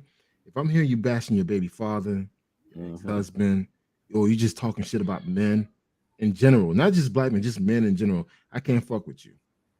And it's just like, and you're right, man. Like their true colors eventually shows. And I'm at a point now. Look, I'm not pressed to fuck you. Excuse me. I'm not. And so it's like I'd rather have a peace of mind and come back home and deal with someone that's gonna give me a damn heart attack. bro, you made a post on your Facebook, right? And I used to be friends with this chick named Dakota. Oh yeah. Dakota, yeah, she's always on my post. Man, I was ready to go in on her, man. She unfriended me because of some of like my posts, you know, but I couldn't be friends with a person. Anybody, I'm at the point now, and I'm using Kevin Sandwich of a gauge. Anybody, it's cool if you didn't like him, but anybody that had that celebrated his death, I don't even want to be associated with you. If I was single and I was like vetting women, and I seen on your social media that you said something like you was, I'm done. I don't care if we was in a relationship. Like, if you think like this, I'm out. Yeah, we're not on the same wavelength. You're getting unfollowed. I'm out. And some women like that too. Oh, you like Kevin Samuels? All right, I don't even want to talk to you. Fine. Yeah, you know what? I was at a bar. I actually went to a cigar lounge in Atlanta. I'm sitting by the bar by myself. You know, I'm smoking a cigar, having me a drink. A sister sat next to me. So, you know, hey, how you doing? Are you enjoying yourself? Whatever. We started small talk. And I think Kevin Samuel picture came up or something. I said, yeah. And she said, are you a fan? I said, yes, I am. Oh, I can't date a man that you know that fucks with me. And I said, well, hey, you can move right now. I was like, hey, you can leave. I'm good. Shit, I'm not pressed, man. I just got back from Dominican Republic. Right. I'm good, man. I'm trying to recover. So it's just like it's interesting how a man can't have his own thought process and his own opinion about a certain subject without, you know, you're gonna get judged because you're associated with Kevin Samuel or you're associated with the Manosphere or you traveling. You know, now the traveling community is getting bashed up because we're traveling for sex. You know, we're traveling with, you know, we're dating underage. I'm like, what? Where you getting all this shit from? Because right. And here's the crazy thing, fellas. The same women that be saying all that shit, they're quick to send a DM to me. Hey, can I come with you on your next travel? Yeah. Go figure. I'd be like, yeah. I was like, no. Because first of all, I ain't fucking you. And second, I'm not trying to ruin my damn good time. When I travel, it's my peace. And I'm not trying to deal with anybody that's want to late, stay in bed all day, lounge, drink, you know, lounge up in the hotel. I don't do hotels. I live in the community. So you looking at that lounging Instagram experience, that's not me. But it's interesting. The same ones that bashing dudes for traveling, they be quick to come with you if you actually invite them. Oh yeah. I won't leave the country. If I'm taking sand to the beach, I got to know how you're going to move in that country. Yeah. Because I'm not going to jail for you. Yeah. I'm not. You start some shit, bye-bye. Yeah. Hope you can speak the language. I think Man of Tomorrow, he's supposed to come up, man, but he pretty much spearheads the Save Yourself Black Man. And I didn't really, obviously I've familiar with the term, and I never really didn't really differentiate that from red pill. He kind of explained that red pill encompasses, black, white, whatever, but he was like, Save Yourself Black Man is like an extension of that, because these movements, even though we all have a common purpose, there's still an element of white supremacy that exists. There is. I mean, I think the manosphere, the original manosphere is nothing but dude that don't really fuck with black men. Right. And they kind of envy us because they assume that we're taking all their women. So that's why we had to like label it the black manosphere. But I don't want to be affiliated with any manosphere. That's my opinion. But I do believe a man should have a passport. A man should go out there and explore his options. If you're not getting what you want in the States, go overseas and get it. And trust me, there's a lot of good women out there that got degrees, careers, and everything else outside outside the U.S. Don't believe what other people are saying. And based on what you're seeing, you see how easily sisters are turning on this black man. And this black man didn't do nothing to them. These are women calling onto his show. He didn't call nobody out. Right. So that's the thing I didn't quite understand. And man, it's just those comments, man. That's just like, wow, you could be that nasty. Vicious. Like, wow. Now they saying the Spanish girl is a man. I'm like, that woman ain't no damn man. Yeah. So now imagine. Oh, she was a trans prostitute. Yeah, and now I heard the woman was a nurse. She's a nurse. She's a registered nurse. The first time I said that to a black woman on Facebook today, she goes, "Well, I didn't hear that." No, but you heard about the black trans prostitute, though, right? Yeah, and even the police report, the incident report actually highlights that when she called downstairs to call the police, the ambulance, and everything else, she requested that they bring some type of machine to keep his heart pumping. What average person would know the name of that machine? I forgot the name of the machine, but it's mentioned in the incident report. It's called a defibrillator and AED machine. Yeah, well, I didn't know that. So it's just like for someone to say that you're somewhat in the medical field or have a general idea about, within the medical field, to label her a transgender, a prostitute, and all this stuff. Imagine the amount of shit she's getting right now at work from sisters. They love false narratives. Defaming quickly that whole man's life. And that's right. That's why women were surprised when Kevin Samuels first after he came viral. It was a woman saying like defamatory things, and then Kevin Samuels was like, you know what?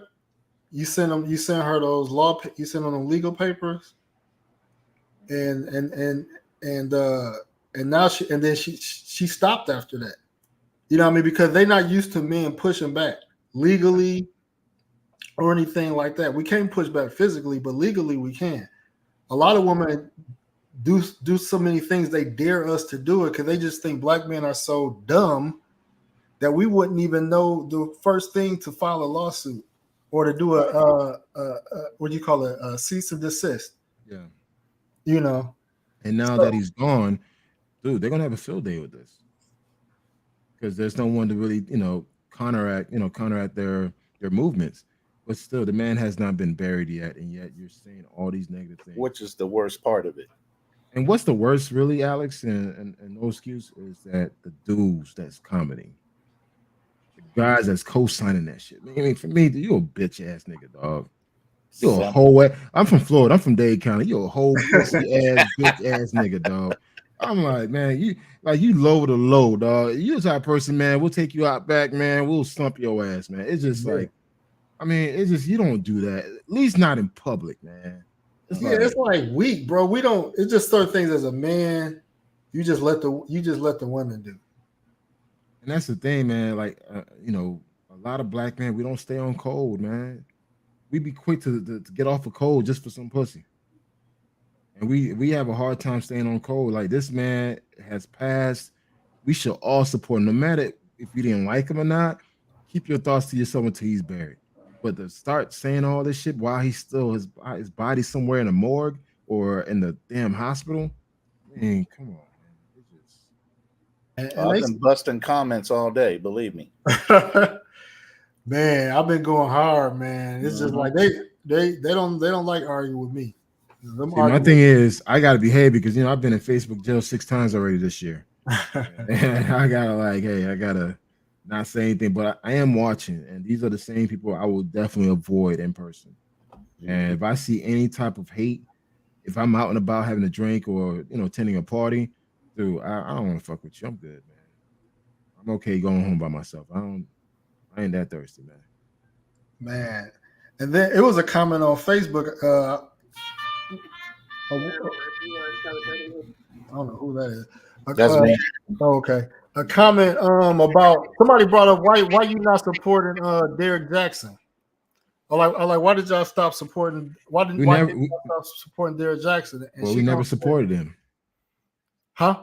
We never supported that dude. No, we never supported him. But it was a comment a guy was making towards a female, and she was saying, "Well, we still support Derek Jackson because he apologized. Everybody makes mistakes."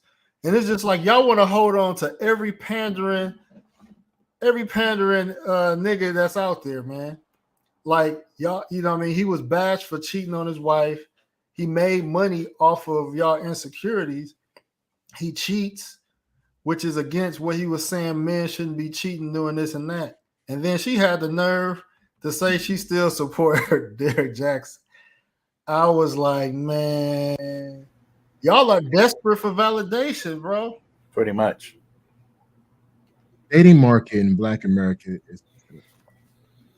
is beyond pitiful. It's just like, the thing is, it's just going to get worse. And that is a black man and a black woman finding love. I think that shit's dead. It's going to die soon. Yeah, man. It's I'm kind of disappointed too, man. Like, our black pastors haven't really been checking women, man. Not for years. Yeah, not for years. Yeah. It's going to get worse. It's going to get worse. And it is. And like guys like us that's currently traveling, that's sharing our story and letting guys know that there are actors out there, they're going to start finding black women overseas, man. Let me mute that. Let me see. Track and field 1906, man. 06. The same black men that are co-signing the sisters' disrespect of the passing of Kevin Samuels, they are the same black men that will get thrown under the bus. Yeah. Always. Always. Oh, yeah. The simping, man, it's just like it's yeah. I didn't expect all men are not gonna agree on the same thing, but I would have expected most black men could rationalize a woman with kids is not is a woman 40 with kids. She is different than herself at 20 with no kids. Anybody can rationalize you don't have the same market sexual value. What's wrong with single mothers? And it's like women wanted to break the barriers so they won't get judged on divorcing men. That's why it's more and more divorces, because they don't feel like the pressure to be divorced. Women don't want to be stigmatized for being black. For being single mothers, but then on the same hand, they complain about being single mothers. And then when you talk about, you got this new abortion thing coming up, and the argument is like, it's against what, it's anti women. But you talk about and Kevin Samuels used to say there's over 100 forms of birth control. Why is it always saying the man has to put on a condom? Why is that like the end all be all? You know, and I don't understand that, man. Hey, I'll tell you this, man. You'd be amazed how a lot of women don't want guys to use condoms. Trust me, I've been in situations where girls like, yo, I'm good. You don't need to use a condom. I'm like, nah, I need to use it. So even with the whole, birth control situation, a lot of women don't even like using it. A lot of women don't like using birth control pills because it kind of, they actually gain weight or it kind of screwed up their hormones or whatever. So there's always an excuse, man. Always an excuse. But it's always the man's fault if they get pregnant, though. But also, too, the men got to take more accountability, bro. Don't be so quick to sleep with someone, especially you not knowing that person and going raw on them. And next, 3 months later, you want to start bitching about, you're gonna be a baby daddy or baby mama. Don't bitch about it because you took that chance. Yep. With somebody you didn't even know. Right. I tell my oldest son this, man, bro. Before you go on a date, go watch Pornhub, let it out. So you could think clearly. So when you do see her, guess what? You're not that anxious. But we'll see. Yeah, I didn't know what this. I didn't know about this statistic about there's more black men that's either virgins or less sexually experienced than the average black woman. I didn't know that. I mean, you have to look at it. I mean, like I could say this: I didn't start having sex until I was 19, and I got to college. But I knew girls that were having sex at 12 when I was 12 years old, and this is in Miami. So I knew girls when I was in 7th grade. They were messing with dudes in high school. Wow. There was this video that came out on YouTube, and it was this kid randomly talking to women on the city streets, probably in Florida or something. And the question was, what do you lie about most to men? All of them said body count. Most men maybe have 5, maybe 5. Most women that they were talking to, double, triple digits. Right. 20, 30. They stopped counting. And that's different men, let alone however many times they've done it with that same man. So yeah, their body counts are way higher. Wow, yeah. They also saying young men are learning from men like us, our mistakes. And they saying, I was kind of happy to hear this. They were saying men are, if there's a lot of young men that's afraid of getting STDs and afraid of having babies. You know what I mean? I didn't have that fear when I was coming up, unfortunately, because I had a baby at 19. And I knew about STDs, but I thought I was invisible, until it happens the first time, and you're like, man. But young men are getting it, you know what I mean? But young women aren't getting it, I don't understand why. When you think of young men, especially the one that's kind of focused on his school, like, the black nerd kid, he's not getting no ass.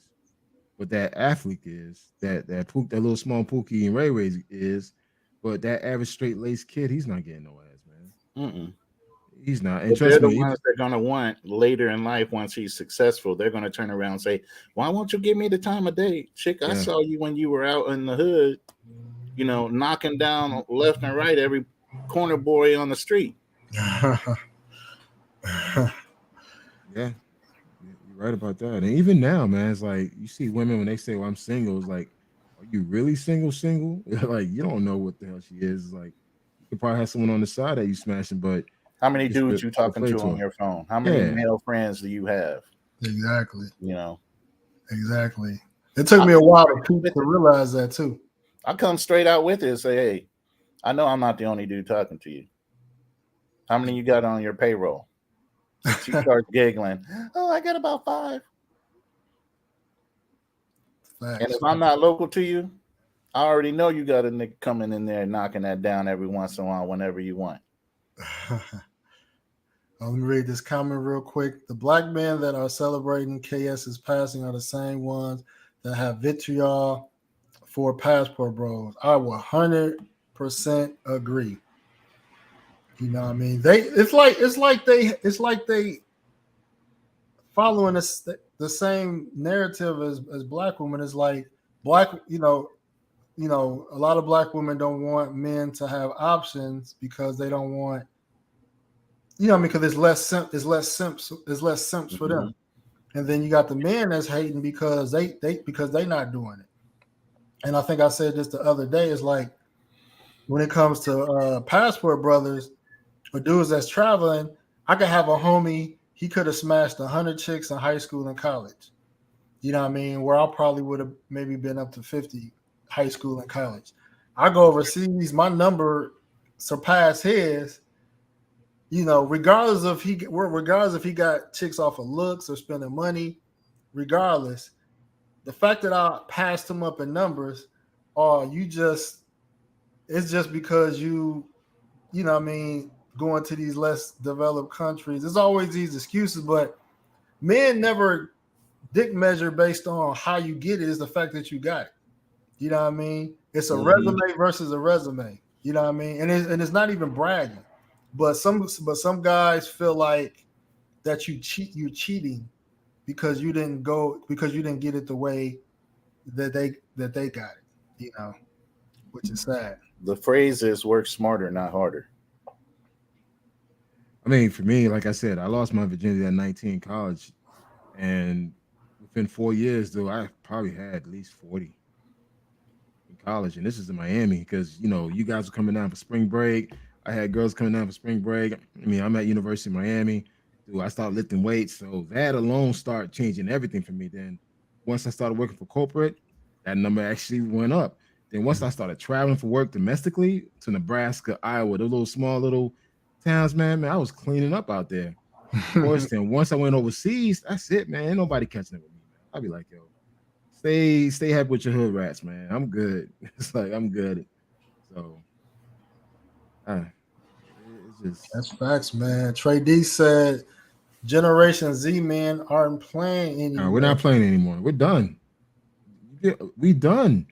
It's a clear indication, man. It's like guys that just had enough. It's crazy, man. Gen Xers that are divorced aren't playing anymore. Okay? Let me let you know. We're done. We've been done. I was invited to a speed dating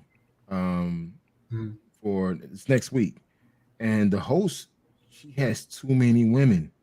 And her thing is like, we don't have enough guys. And I said, like, why? That's life. I said, why is it a problem for you to find guys? Guys don't want to do it.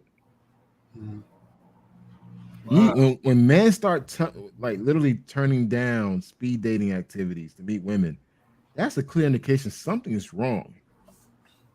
It's like, you know what? I'd rather just stay in the crib. Or I'd rather just go to the bar with the fellas and just have a couple of drinks and talk shit than go to a damn speeding day event and I got to be interrogated by 50, 60 women. We understand a good deal versus a bad deal. Hello. Well, before I was traveling, I didn't know it was a better deal out there. It's a way better deal, man. And unfortunately, I've been hearing that some of the bigger podcasters, like Fresh and Fit, for example, the death of Kevin Samuels was heard around the world. The people that a lot of people knew about him, and a lot of men in first world countries, you know what I mean, and I heard some in even some developing countries, they are seeing the beginning wave of this entitlement, and they seeing the pain that brothers are going through in the U.S. in different parts of the world. So, this radical feminism is spreading, and it's the only thing that kind of keeps some women in check is their economic situation. But the mentality is there. All they need to do is be put in the USA for them to just break out and practice it. My boy Vincent said spend her entire lunch on Tinder. Yeah, I would rather spend $30 on Tinder than on a date. Von Dale, what's up, bro? I'm so happy for the Passport Bros podcast is on YouTube. I'll be watching and hoping to join soon. Appreciate you, bro. Appreciate you. Good convo. What's up, Jeremy? Taryn Davis, look like I need to travel more, man. Yes, man. Traveling is a great way to escape the matrix, man. I was listening to some guys talk on this podcast, man. They're like, man, it's no different going overseas, man. The women the same. You just got different set of problems, man. You know, instead of men complain about the money women want them to spend and require, but you're gonna be over there spending money on taking care of the family. That's a lie. I'm tired of that bullshit, man. These are the dudes that fucking like go to these countries, stay in these roach infested hotels, and complain about paying $2 for a meal. It's just like, man, dude, like anything. If you're a man, you're a man, man. Like the thing about these countries, if you are the man, you are the man. You're expected to take care of and be responsible for certain things. You can't go out there and expect don't bring nothing to the table, then think that hey, she's supposed to worship you because you're American. Fuck you, dude. It's like, man, dude, get your shit together in the States. So when you decide to go overseas and get involved with people there, they can respect you. A lot of Americans going to these countries are not respected by the locals. Trust me.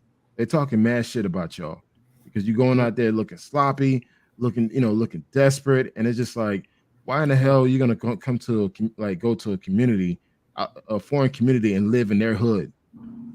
That doesn't make any sense. So like when guys say all that madness, man, look, I look at them, I look at their profile, I look at, okay, what do you do for a living? If you ain't doing shit, you ain't making close to like a decent amount of money, yeah, dude, you have no say in the matter. I mean, that's just my take on it. No, I feel you, man. Like the big one big difference, man. What's up? Is Jay Clyde. One big difference is that how women got it in the U.S. to a certain extent, men have it going overseas. Like a woman, to us, I'll say this: a woman don't have any hesitation getting out of a situation she don't like. Because she feel like she could find another man. There's another man waiting, and they have that to their advantage. They can leave. They only have it for so long, though. Right. But they could divorce. Clock is ticking. Right, but they got the peace. They got the peace of mind, temporary, that they can leave situations. Same thing overseas. When I was engaged in the U.S. to an American chick before, but I never was married. But I was engaged. But in situations I've been in the United States, I felt like if I broke up with her, I don't know what I'm gonna do. I don't know I don't know how many years it's gonna take for me to find another woman. You know what I mean? So I felt like I had to hold on to this situation. But overseas, and I'm married to a Colombian. Right. Overseas, I know without a shadow of a doubt. If we split up, I know that I don't have to worry about finding another woman. You know what I mean? I think courtships in America have become a game. Yeah. Okay. While in other countries, women are understanding of sex. They don't play games with sex. And they understand they need a man in their lives in order to get through whatever objectives they have in their own life. So they're looking for a good, supportive man, and they're not going to play around with the sex thing. In America, they play with the sex thing. And Kevin Samuels coined it best. Women control access to sex. Men control access to marriage. But we're not going to marry the random chick that just controls the access to sex. We want something better than that. So these other cultures are grooming their women specifically knowing how to take care of a man. You don't have to ask a woman to come take your plate or fix you a plate when you're in another country. That's guaranteed automatic. Mhm. You know, if you take a woman out on a date, sex is already expected. If you turn her down, she'll be looking like, what? You don't like me? Right.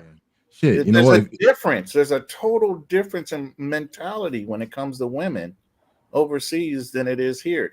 The women were tutored in order to play games to control their men. That's why you feel like you're going to feel helpless if you don't have them. Once you leave them in the States, you feel like, oh my God, it's going to take me 5 to 10 years to get back where I was. I might as well stay and deal with it. You know That's what? where the religion part comes in too. You know, Alex. Wow, Alex. You know, to get you to stay with that marriage through thick and thin, rich or poor. Boom. I want to chime in on that, Alex. You said Go ahead. you dropped a lot of powerful nuggets here. For one, I'm Haitian, first generation American. I was raised by a Haitian mother. She taught all my sisters to cater to their man. Even like although I am the youngest in the boys, my sisters were responsible for making my plate. Mhm. They picked up my plate. Of course, I had my duty, you know, take out the trash or sometimes wash Right. the dishes. But like far as getting catered to, my sisters were doing that. My older sister, Brandon, my older sister's 20 years older than me. And I'm a kid. She's putting food on the table for me. So I was Right. raised in that culture. So when I started dating American women, I remember one time I was in Chicago, went on a date, and you know, I went to a picnic. This girl invited me to a picnic, and I don't know anybody. You know, she invited me to the picnic, and you know, she said, like, well, you know, go get your own plate. I said, you're not gonna fix me a plate? Like, I don't know these people. You know, I felt awkward already. Like, no, this is self-serve. I never forget that word. This self-serve. And I'm like, self-serve. I didn't understand what that shit meant because again, I'm Haitian though. I'm like, what? Kisa? I'm like, what? It's like, yeah, this serve, so you gotta get your own plate. And I'm like, yo, I can't These deal your with people. this shit. Yeah, that's like, yo, Nobody, I don't these know your these people. And you know what, man? The next day, dude, I somehow lost my phone. And this is before social media. This is back in 2001. Lost my phone. Thank goodness, man. After I got a new phone, I just blocked it, man. I was like, I'm good. And because the thing is, I wasn't raised like that. So when she said that to me, that threw me off. I'm like, self-serve, get my own place. So now when I hear women talk about, you know, I don't fix no man plate, can't fuck with you. Just can't. That's a red flag already. Dude, I was like, yeah, I can't fuck with you because if we have kids, you're not gonna give me that level of respect in front of my own kids that, hey, my wife should be catering to me as I'm catering to the family. But you know, that's a whole different story, man. My mom's 79 years old. And when I went away to the Marine Corps and came back and started experiencing life abroad, I came back and said, hey, you taught me how to treat women. You taught me how to hold a woman high on a pedestal, what I should do as a man for a woman. Why didn't you teach me how vindictive women could be? Why didn't you teach me how sneaky women can be? Oh, well, I need you. No, you should have told me. I got on her ass. You understand?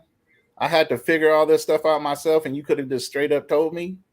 She goes, well, that's why I taught you how to cook and clean and sew and all this other stuff, so you wouldn't need a woman for that.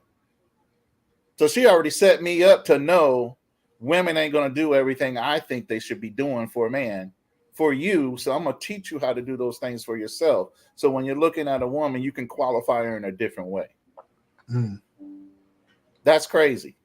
That's crazy. It's good you brought up something about brought up that because you know my mom. I know how to cook and clean because of my mom too. Because I was de facto babysitter while my mom was at work. I didn't realize until now that she left us in the house at a young age when she really was supposed to. But that's why she was like, "Don't answer the goddamn door if somebody comes to the door." Everybody was a latchkey kid, man. Come on. My mom was an OBGYN. She worked at night. She'd take a shift from like 9 o'clock at night until 7 o'clock in the morning. Exactly. My mom was working. She was a CNA, I think, at the time. But yeah, so I learned how to cook and clean. You know, obviously my brothers and sisters did too. But it's like that has lost. That transition, the generation has lost because it's like for women, to not know how to cook or clean now means that they mama didn't do that. And so it's just like, it's crazy. It's just crazy how just even stuff that was passed down unintentionally, I think I learned how to cook unintentionally. It has got lost to the point where I see couples, a black man, black woman couple, they in the kitchen trying to figure out how to cook something basic. They laughing. It's and a stuff. shame. That's a shame before God. Y'all experiment in the kitchen, man. Y'all two grown people, man. It's like, wow, man. It is crazy, man. It is crazy. Let me see some of these chats real quick. Marty W said it's a lot of dudes who just who give ghetto tours in their foreign content videos. How many times are we gonna show a foreign flea market? Yeah, they're looking for those view hours. Let's see, man. Nancy said, me too. Jeremy, I never thought about how many mothers raise sons to elevate women from a different perspective. I thought she was just teaching me life skills. She was. Because them women can't cook for you no more. You better know how to feed yourself. Look, I'm gonna tell you this. It's like right before I moved to Chicago, I got the job offered by Allstate when I graduated from undergrad. For 2 weeks, my mother made sure I sat right next to her and taught me how to clean meat, how to cook food. And it was just like, you need to know how to do this. And to this day, now majority of the time I cook better than I always cook better than the women that I date. And I'm a neat freak, man. You come to my place is always clean. I don't even like to see a dish on the sink. If I see one of my kids leave a spoon in the sink, man, they're gonna get yelled at.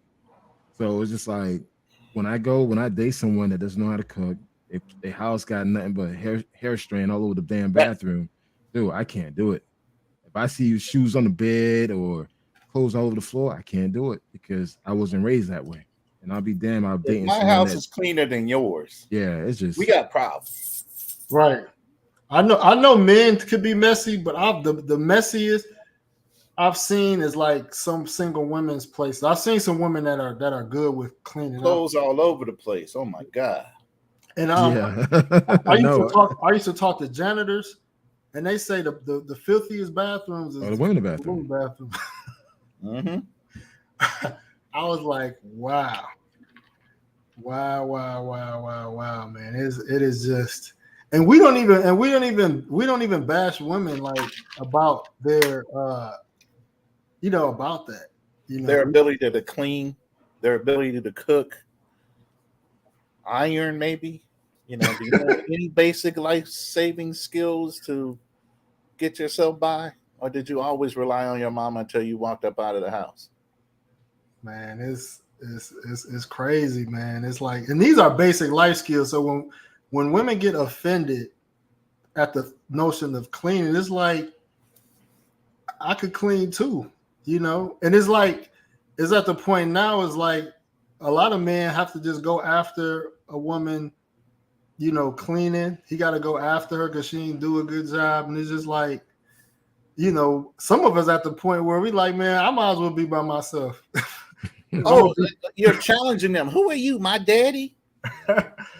Yeah, you missed the spot for real. This whole corner you missed. What the? Man, my mama used to tell me what she used to say. She used to say, clean the kitchen, not just washing the dishes. Yeah. She said, you mop the floor, get behind stuff. Man, bro, even now, I get behind the refrigerator. I'll pull that refrigerator. I'll pull the stove out once a month. Like I'll pull everything. I'll clean out the dishwasher because sometimes you have that dry water stain. So I go in there with the bleach. And I'm an old school Haitian man, so my mom used to bleach everything. The whole house smelled like damn bleach. Thank God, cleaning supplies. If his mom was a CNA, my mom was an OBGYN. They scrubbed the walls with that shit. Yeah. Okay. And you know what? This is what's the essence of Kevin Samuels, man. It was like he always referenced, you know, old times where the good old days with black people.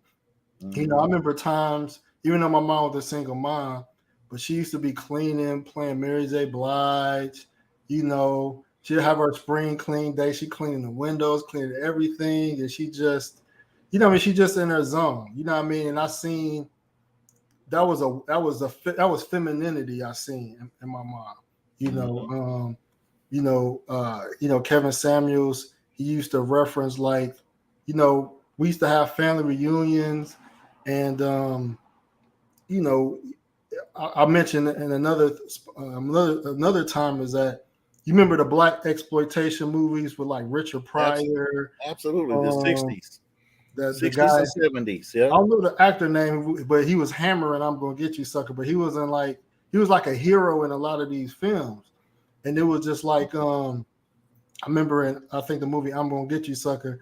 He had like, he called them punks, but they was like pushing drugs in the neighborhood, and he chased them out the neighborhood like that. Those were the things Kevin Samuels missed, and was trying to, you know, talk to us about getting back to that. He referenced women, their body size back in the day. But you know, but you have to keep in mind, today men are not yesterday men. right? You know, we can't even stay on code on one simple thing. Black men in the past, they stayed on code, and they were not afraid to check a dude. Now we can't even check a dude, man. And it's just like, sad to say, those days, those yesteryears are over, man. And it's just gonna get worse. This goes back to that conversation we had a couple days ago about, you know, the generation of the young raising the young. You know, ever since crack and dependency and drugs, you had young girls having babies. So you had babies raising babies. This has gone on for about 30, 40 years now. So these kids are growing up highly emotional as men because they don't have men in their house to teach them how to be more analytical and less emotional. We think with our brains first. Women think with their minds and emotion. We got men acting like women now because they were raised by women trying to teach them how to be men. But all they saw from their example were emotional females. Right. Facts. Men knew that, hey, you run your mouth too much to another man, you might get popped in it. And y'all can squabble it out and shake hands after the fact. No, these little dudes now just want to go pick up a gun. They don't know how to even throw hands. Basic skills. Basic skills. How to protect the lady if you got to have a gun in your back pocket. Yeah. De-escalation, not escalate. Man, anytime you ask a black woman, and I asked one today, you know, they talk about, you know, single mothers and, you know, who's responsible for the outcome of kids, and anytime you ask them about the more effeminate male population is growing, they never have anything to say about that. Because they don't want to take the blame. Black women as a whole never want to admit they were wrong. How hard it is for a woman to say, you know what, you're right. They just can't bring themselves to do it, especially to a man. None of you're married. Yeah, it took my baby mom's mom until my son was an adult for her to say, you know what, Rob, you should have let Rob be more involved because, he don't have the discipline that he should.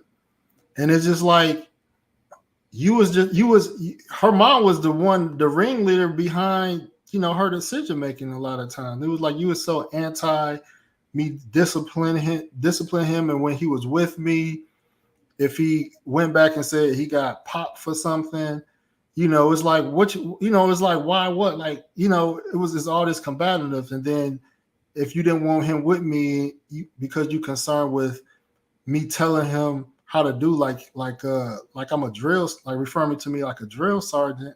And I'm just like, you want me to raise a man or what? Exactly.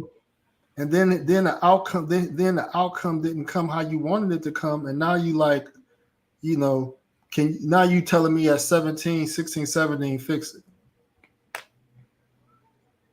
After the patterns have already been set and rooted, you got to go and you'd have to go and brainwash your kid, Right. and start them from scratch again. And unfortunately it's too late. Let's see. The community is a void of accountability. Facts. Maybe that's why they hated kids, because they got the stern male talk too late in their life. Yeah, they got it too late. That's why more the ones that was complaining the most are older women. I would say maybe over 30. You know, the younger women, for the most part, took notes. You know, they took The younger notes. women don't want to end up like their moms, their aunts, and their grandmothers. Yep. And it's you know, and I think the other thing too was that, you know, Kevin Samuels was basically saying that it's okay for younger women to date older men that can provide, that can be their best option, but they only have a limited time to get these men. You got to get them now before it get too late. Yeah, but it's not going to happen. Mentally, they want it, but their behavior speaks otherwise. So Right. it's not going to happen. Plus, when a younger woman dates an older guy, she's going to be put into shame by other women. Why are you dating that old man? You should be dating someone your age. You know that's going to happen. Unbeknownst to her, they're competing for that same man. Exactly. So they want you to leave them alone so they can go and talk to him, because they see how well you are being treated. It's interesting. My current girlfriend right now, I'm 15 years older than her. Mm-hmm. And it's just like, you know, and she loves that because I actually guide her. Things that I went through, I try to teach her the games. Like, hey, listen, you don't need to go through this. You can do this Exactly. way, that way. And she respects that. But, you know, thank God, you know, her family, I met her mom, I met her dad. They have no issue with that. And it's just like, you know, at the same time, I don't look my age. And, you know, but Yeah, most man. of the time, most women will shame other women for dating a young girl dating an older guy. She will be shamed by other women. It would happen. Exactly. But in all honesty, women, there's nothing wrong with women going with their best option. And if an older man is your best option, you know what I mean, by all means, it is what it is.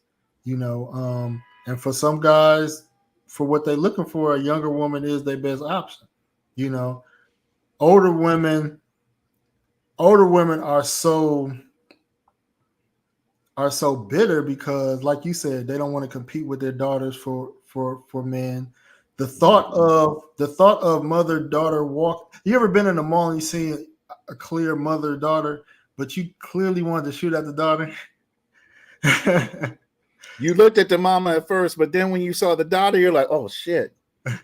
and you know, and she's of age, and right. You know, and it's just like, you know, it's hard because I can't approach that situation because the mom is looking at me as somebody for her. Exactly. You know what I mean? And even if I tried to talk to the 22-year-old daughter, she got the clout over her mom. Like, you should be talking to my mom, but you do that in a foreign country. If it's I did it here with a Dominican chick and her mother. Uh-huh. I started talking to a Dominican chick. She's 35. Mm-hmm. And her mom saw what I looked like and started kind of hollering at me in the DMs and liking everything I liked about her daughter on Facebook and social media sites. I'm like, okay, you trying to do a little down low, like, see if I can be interested in her too. I'm like, yo, you know, and I keep on bringing up her daughter. She goes, yeah, but go right back, circle back around to our conversation. I'm like, you wrong for that. You are so wrong for that. But overseas, they're used to it though. If I was out in public and I'm 40, so if it was a 40-year-old woman Yeah, let's say if it was a 40-year-old woman, let's just say she had a child when she was young and her daughter is like, let's just say her daughter is 21, 22. If I was interested in her daughter, it wouldn't be awkward because most likely her mom is interested in men, you know, in their late 50s or 60s. So it's like it's normal. It would be normal. It wouldn't be awkward for me to approach in a situation like that overseas. So, But you're wrong for doing that. right. You're wrong and shamed for doing that. Yet American women have been doing that since they were teenagers. Like I said, They're going still back to when I doing was a it now. kid, They want the I was best a- option. dude, sixth graders. Again, I'm in the sixth grade. Mhm. They were dating dudes in high school. What's the difference? You did it. Oh no, because you gotten older, and you realize that now you have to compete. So it is what it is, man. Yeah. I mean, that's probably why some men, I mean, I know some men have a issue with the age difference because they got daughters and stuff like that. I don't anymore. I've dated women young as my sons. I'm 54. My sons are in their late 20s, and my oldest son is 35. So But even if you had a daughter, would I wouldn't care as long as he was going to provide for her and take good care of her. You know, it shouldn't matter what the age is. As a matter of fact, that age thing just came up last 50 years maybe, because you were always getting somebody already owned a farm or already had something established, and they were marrying their daughters off to them. Exactly, you're right. Or widowed husbands that had children that needed help with raising the children, they would get one of the women from a different household and marry them and carry on. You know, it's now that, you know, there's so much competition between all these different single moms and grandmas, and now their daughters of an age. Now it's competition. He's better for me. I can see he's taking care of you, but I think he's better for me. Did both of y'all see the movie Color Purple? Oh, come on now. Everybody's seen that movie. That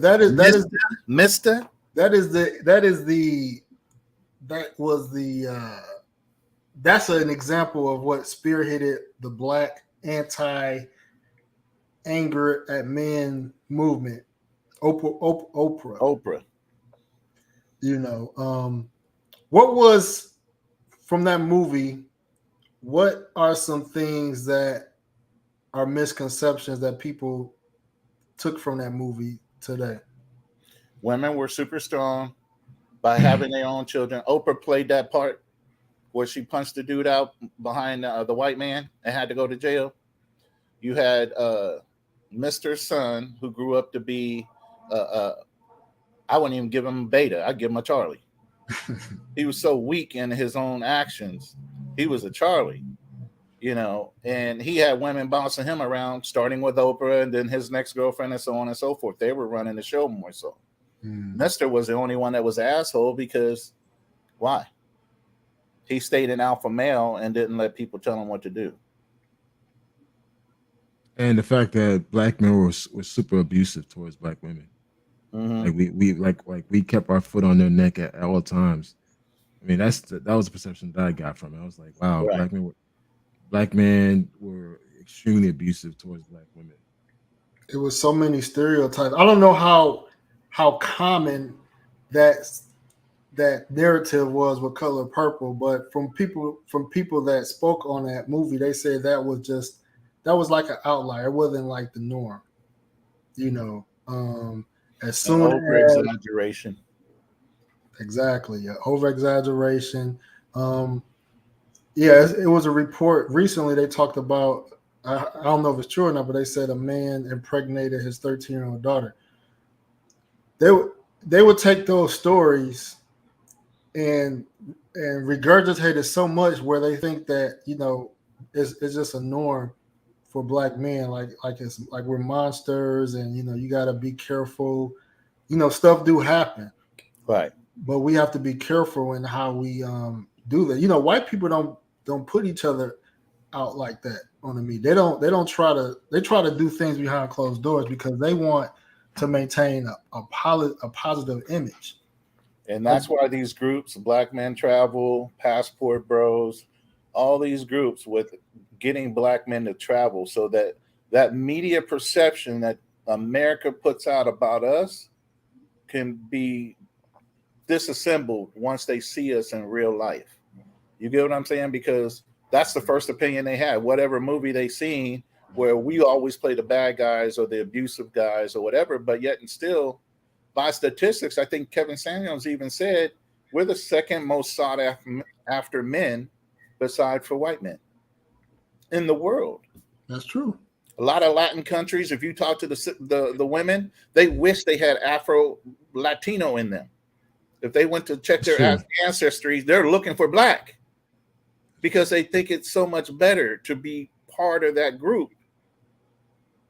So it's the perception of America on us to keep us down. And until we expose ourselves to other cultures and see, hey, we're being treated way different than we are in America. We're not even being looked at just for walking in a store. You know, nobody's breathing down our neck saying, can I help you for something that's out of hand? And you know, they're just asking just to be asking to see what you're doing instead of really asking if you really need help. There's a notable difference once you go overseas on how you're treated as a human being, especially a black man. Right. We get respect outside the world and within the US in certain aspects. I worked in a lot of corporate settings, right? And black men tend to get along with white women and white men. We can laugh, we can eat lunch, go to dinner, regardless of the subtle racism that exists. Black men know how to talk the talk, get along in corporate and sports, especially. Black women always seem like to be the odd one out towards the white people. So it's just like we the problem, but we assimilate in culture way better than black women. Hey fellas, hey fellas, I got something to share. This is so disrespectful. This just came out. 1 second, let me share. Share screen. All right, dude, look at this. Look at this, man. Look at this right here on the far right. They look at the thumbnail. Charles Tyler and Kevin Samuels. You see that? Let me see if I can see it. Let me blow up my screen real quick. Black Stallion Zoo. Kevin Samuels died alone, but look at the picture next to him. Oh my God, they using them as examples. Who is this guy? I don't even know, man. It's Lexus Exodus. They died broke. But they're using Charles Tyler and Kevin Samuels together. So this has to be a dude. So that's what I'm talking about. They're trying to say he died broke, but his net worth was over $4 million. Women celebrated Charles Tyler death too. Yeah, I remember that. Let me stop sharing. Yeah. Wow. See the level of disrespect, man. White folks don't even do that, man. They died alone. They died. He died in some trim. Yeah. That's the best way a man can go. Not in his sleep. He died on vacation. Charles Tyler died on vacation. I was in Brazil when he died. I was there. Yeah. I was in Rio when he passed away, and when he went to the hospital and everything else, and they had to make a decision to pull the plug. Yeah, I was there. I was in Rio at the time, 2017 November. And What they twist in the narrative is die alone refers to women not being proposed to because men have access to marriage. If I control access to marriage, if I'm not married, that's my choice because I haven't proposed to nobody. Correct. But, you know what I mean? So it don't even apply, but you know, people want to say things that make them sleep well, but at the end of the day, he wasn't telling men they're gonna die alone. His message wasn't to men about dying alone, it was about women. You know. Well, I mean, statistically, in some states, it's like 7 to 10 women to every one man. So women run around here saying they should be in control. There's only so many men to deal with. Period. Yeah. especially decent men. That percentage goes down greatly. Not Pookie and Ray Rays running the corners. And that's their basis of their kind of arguments with anybody that tries to preach a narrative. They're gonna especially if you're not married, they're gonna use that as their defense. Well, how can you say you're not married? They tried to use Kevin Samuels, trying to say he was gay, but They're gonna stay on that. it's like let's just say I had the audience Kevin Samuels had. I'm not gay. I'm married. What is going to be the argument then? You married someone underage, or you married a former prostitute, or you married a foreign woman because she needed the money from you. Yeah, so she really doesn't love you. She loves the fact that you can take care of her with the money that you have. Pretty much. There's so many other reasons they can pull out of there, man. Mm-hmm. Oh, they'll make one up. Oh yeah, I know. They're good for that. Yeah, man, it's crazy, man. It's people are cruel, man. But I guess they feel like people are so cruel to point out their lack of or transgressions, But it is what it is, How would y'all feel as a man? How would you feel if Kevin Samuel? No, let's say Kevin Samuel. How would you say if a feminist said, if you want an attractive woman, you need to lose some weight, or else you're gonna die alone? Would you take offense to that? No. What I'm doing now, I'm paying $300 a month to a personal trainer to help me, lose this extra weight. So I will do whatever it takes for me to get right. That's what men do. Man, we take constructive criticism and take an action. And, if you want to be in that competitive market, we know that we need to be in shape to compete. I'm 54. I got a dad bod. You know what I'm saying? I'm happy with my dad bod. I'd like to lose a couple pounds in certain areas, which I'm working on. But at the same time, there's a lot of women that like dad bods. Yeah. You ain't got to be no big old bulked out Hercules looking dude anymore. Right. A lot of women are turned off by that, really, because they don't want you looking better than them half the time. But at least whether you're able to change something about you or not, are you able to get the outcomes that you want when it comes to women? Hands down. Even at my age, I don't have any problems. And that's all. And I got younger girls chasing after me. It's ridiculous. Not even women my age. I'm talking 30s and up. And that's what it's all about, outcomes, man. That's what Kevin Samuels was preaching, man. The outcomes that you want, this is the likelihood you'll get it. Mm-hmm. And even about the criticism about having children, it's like, to be honest, man, it was very difficult for me to realize that, and I didn't even realize this until after the fact. So, I had a son young from 19. Now, women, there are some women that are fine with guys with kids, but some are not. It took me a long time to realize that a lot of women that I really was interested in just never panned out, and I never really understood why.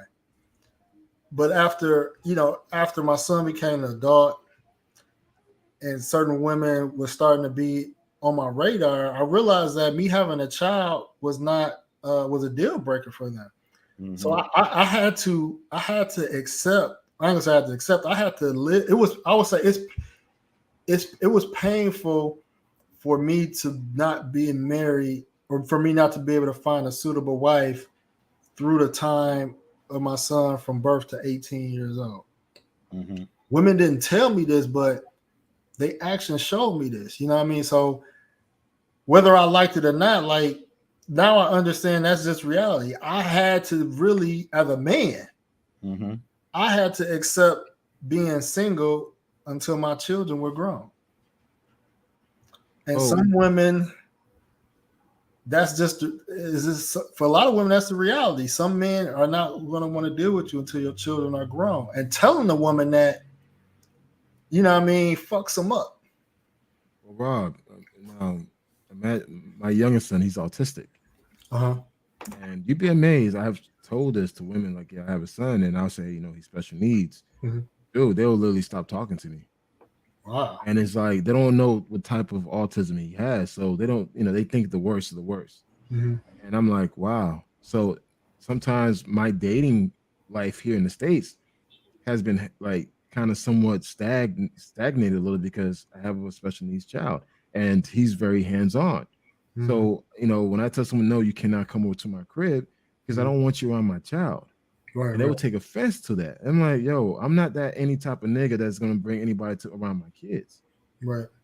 And it's like, they start making excuses. Oh, well, you probably have another woman at the house, or you probably living with a woman. It's like, no, I just don't bring anyone to my house like that.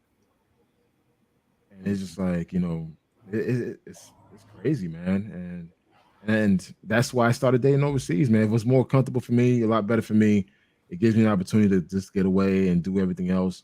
But it's just like, due to my current, you know, circumstance with, you know, with my son, I just can't have any woman around me like that. Yeah, men. Yeah, I didn't know. I mean, I didn't realize it, but men deal with not wanting to be chose because they got kids too. Men deal with it too. Yep. You know, the Pookie and Ray Rays. You know, I had 3 young sons at the time when I was divorced. 3 sons, all staggered between 2.5 and 3 years apart. Between my first and second marriage, which was a 10-year gap. Oh, wow, okay. I guarantee I always had my kids on the weekends twice a month. You know, so those weekends, if I was dating somebody, which they never met my kids, they saw pictures of them. Yeah. But they would never meet my children. They would know every other weekend I'm not available. You know, I have no baby mama drama. You ain't gonna get no random calls, some chick trying to hunt you down or any of that. Right. I handle my business. But at the end of the day, I'm going to still spend time with my kids. There's some women that want you to give them 100%. I've been there. Take Alex, the time to spend with your own children, but yet and still, if you had a child with them, they would want that treatment. Right. Alex, So I've been there. contradictory in their thought process. I've been there where people will literally question why you spend so much time with them. I'm like, are you fucking serious? It's like, dude, man, especially here in Atlanta, man, that shit is backward as fuck, man. But you know what though? You know, thinking about to now, I think it was good for me and my son for me to not be with nobody while he was if nothing wrong with being single until your kids get grown. You know what I mean? You don't have to worry about your child worrying about this other person, confusion. Because they already dealing with the fact that you and their mama not together. Right. They are. And so they don't want to, you know what I mean? So that's just enough in itself. So there's nothing wrong. I mean, obviously if you have a baby later in life, then it's like, okay, can I afford to be single until this child become an adult? But for me, I had a child at 19. So for me, you know, it was, you know what I mean? It was better. It was better for my son's psyche for me not to be with a woman versus if I was. So, no, it makes sense. I had my son at 19, but I wound up going in the military and dropping out of college. So, you know, my oldest son was by my high school sweetheart, and then I had gotten married and had 3 other sons. Okay. You know, in my first marriage. So, yeah, I mean, it's real different when you're dating and you have children. Same for women. Women shouldn't be exposing men to their children within a week of meeting them. There should be months. You don't know who you're dealing with yet. Why the hell you got me over here at your house? If a woman approached me and I was dating them and they had kids and I had kids and she already knew the situation, but she invited me over to the house to meet her kid within a couple of weeks, that was a red flag for me. I'm like, no. Yeah. I'm not trying to confuse your son or your child, just like I'm not going to allow you to confuse my children. Right. Exactly. Okay. If we come to a point where we're committed to each other and I know you're going to be here, that's when you're going to get to meet my kids. And that's how it should be, man. You know, and you know, women don't know how to balance, you know, having kids and a relationship. You know, Exactly. you do have to work harder because a man is accepting those. And then they come right for your resources too. Hey, I need some tennis shoes for Johnny. He's getting ready to play football. I need to pay his football fees or his basketball tennis shoes. Yeah. Real quick to try to include you on that. Yeah. Yeah. But that's the difference. It's not the same with men with kids versus women with kids for the most part. I would never fix my mouth to ask a woman to do that. Men, women with kids. You're a man. You should not be asking a woman for anything in their mind. You get what I'm saying? So they can't. That's why it's a fixed situation because they know you could never go back and ask them for something. They have to freely want to give it. So I start testing women to see if they want to give their time or money. Like I'll talk to a woman now and say, they'll ask me on a Saturday, what are you doing? Well, I'm about to clean up my house and do some laundry. Oh, I wish I could come over and help you. Hey, that's a plus for me. Right. But if she goes, oh, I hate doing laundry. I already know what your house looks like then. Exactly. Just little comments like that will let me know where you at physically when it comes to how you keep your home. Do you cook? Do you clean? Oh, what are you doing? Oh, I'm about to go out to the grill and grill some stuff. What are you cooking? Well, I don't know yet.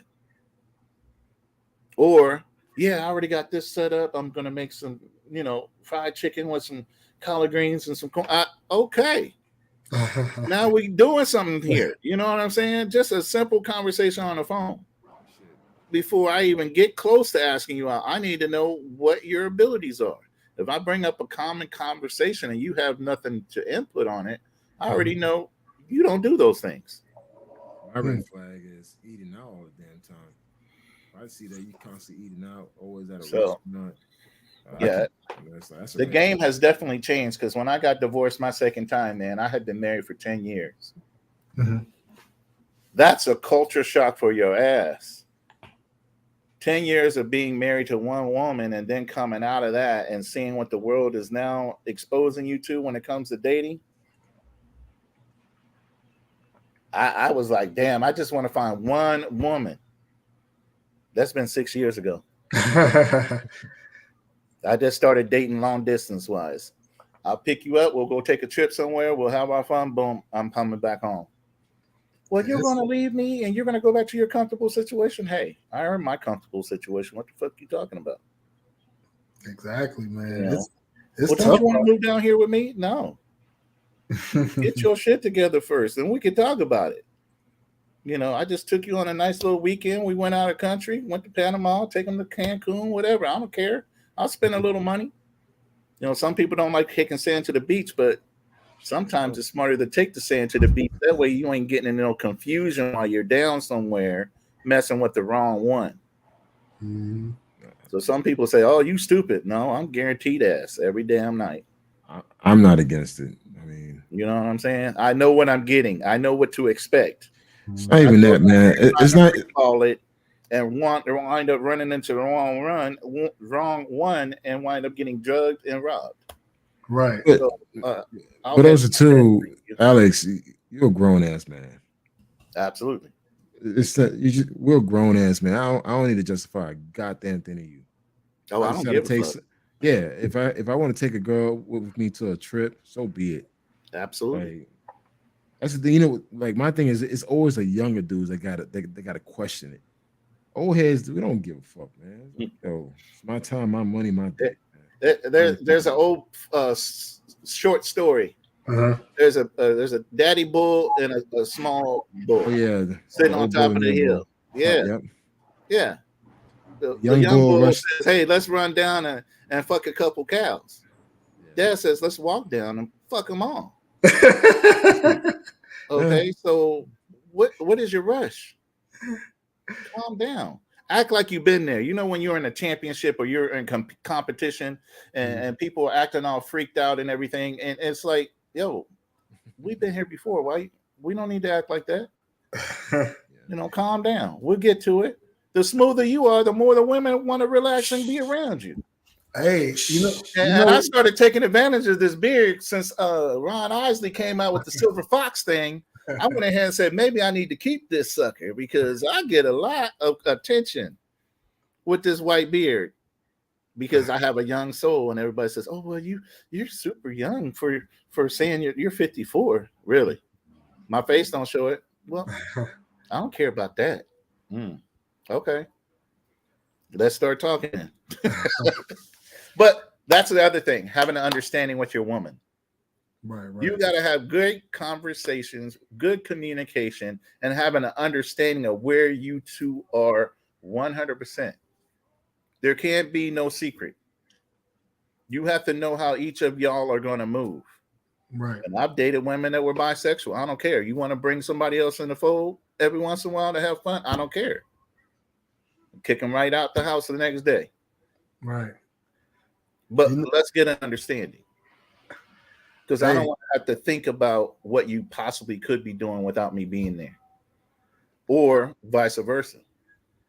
I'm gonna tell guys, man. If you want to, I wish I'd have known this earlier. If you want to take a chick on a trip from the Matrix, take her to one of these places where, let's just say you want them guys that want to impress the chick. Be like, yeah, girl, I'll take you somewhere. Take her to Colombia, Thailand, Brazil, DR. At least you're getting some guaranteed, regardless if she on some BS or not. Because you really, I wish I had an opportunity to take a chick that didn't want to guarantee me no ass on a trip to these countries. Because you know what? If she ain't going, what is it, 10 o'clock? We just friends at this point. I'll see you later. I'm gonna be out getting my thing going on. I'm gonna come back home and sleep good. There was this chick.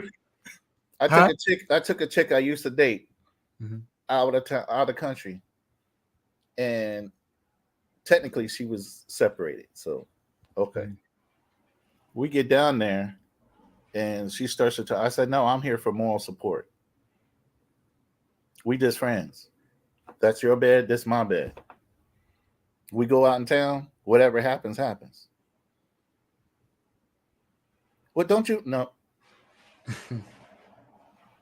I'm just here for moral support. She was like, she couldn't take it. What do you mean?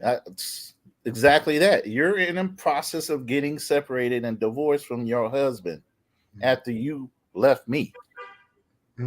I know how you travel, so that's why you're here. Other than that, there's a line, and you don't get to cross it anymore. I'm here for moral support. And I'm going to have fun. You're going to have fun. And we're going to go back home and do what we do. Right. When you start taking options away from a woman, that freaks them the hell out. Like, I don't even have control when it comes to the sex. No, you don't. Nope. That fucks with their head. Yep. It does, man. It does, man. That's why fellas got to get their passports. Yep. You got options, man. You got a lot of options. Even if you took the chick overseas and she started seeing how other women would treat their men, you take them back and say, "Nah, I'm good with you. I'll just go back to that country and meet one of those other chicks that know how to take care of a man." You done flew them out. That's a high standard. How are they going to live that down with their girlfriends, since that's all they're impressing is girlfriends and everything? When you tell them, "I'm not flying you out no more," and they see you flying some other chick out, or you flying by yourself somewhere. "Oh, you didn't go with Bob this time?" "No, Bob left me at home." Oh, hell. I took a Dominican to Colombia. Rob knows about it. And, bro, I had so many Colombian women hitting on me.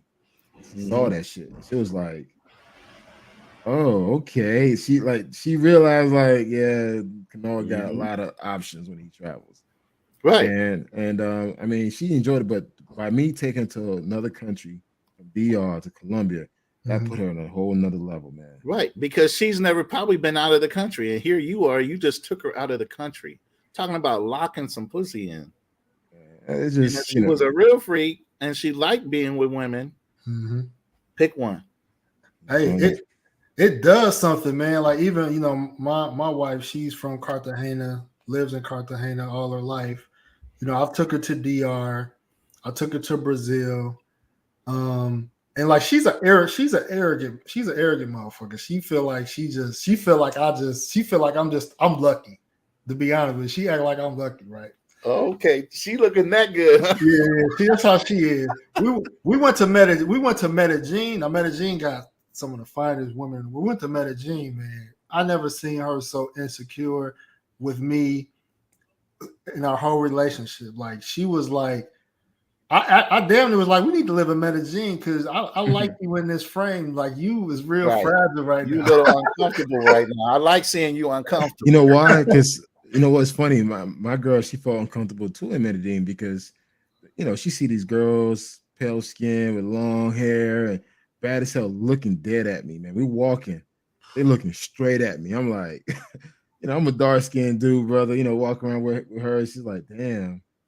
Okay, it's just like she realized, like, yo, even in DR, when I take her to other places in DR, I stand out, man. And it's just like, yeah, my man gets a lot of attention.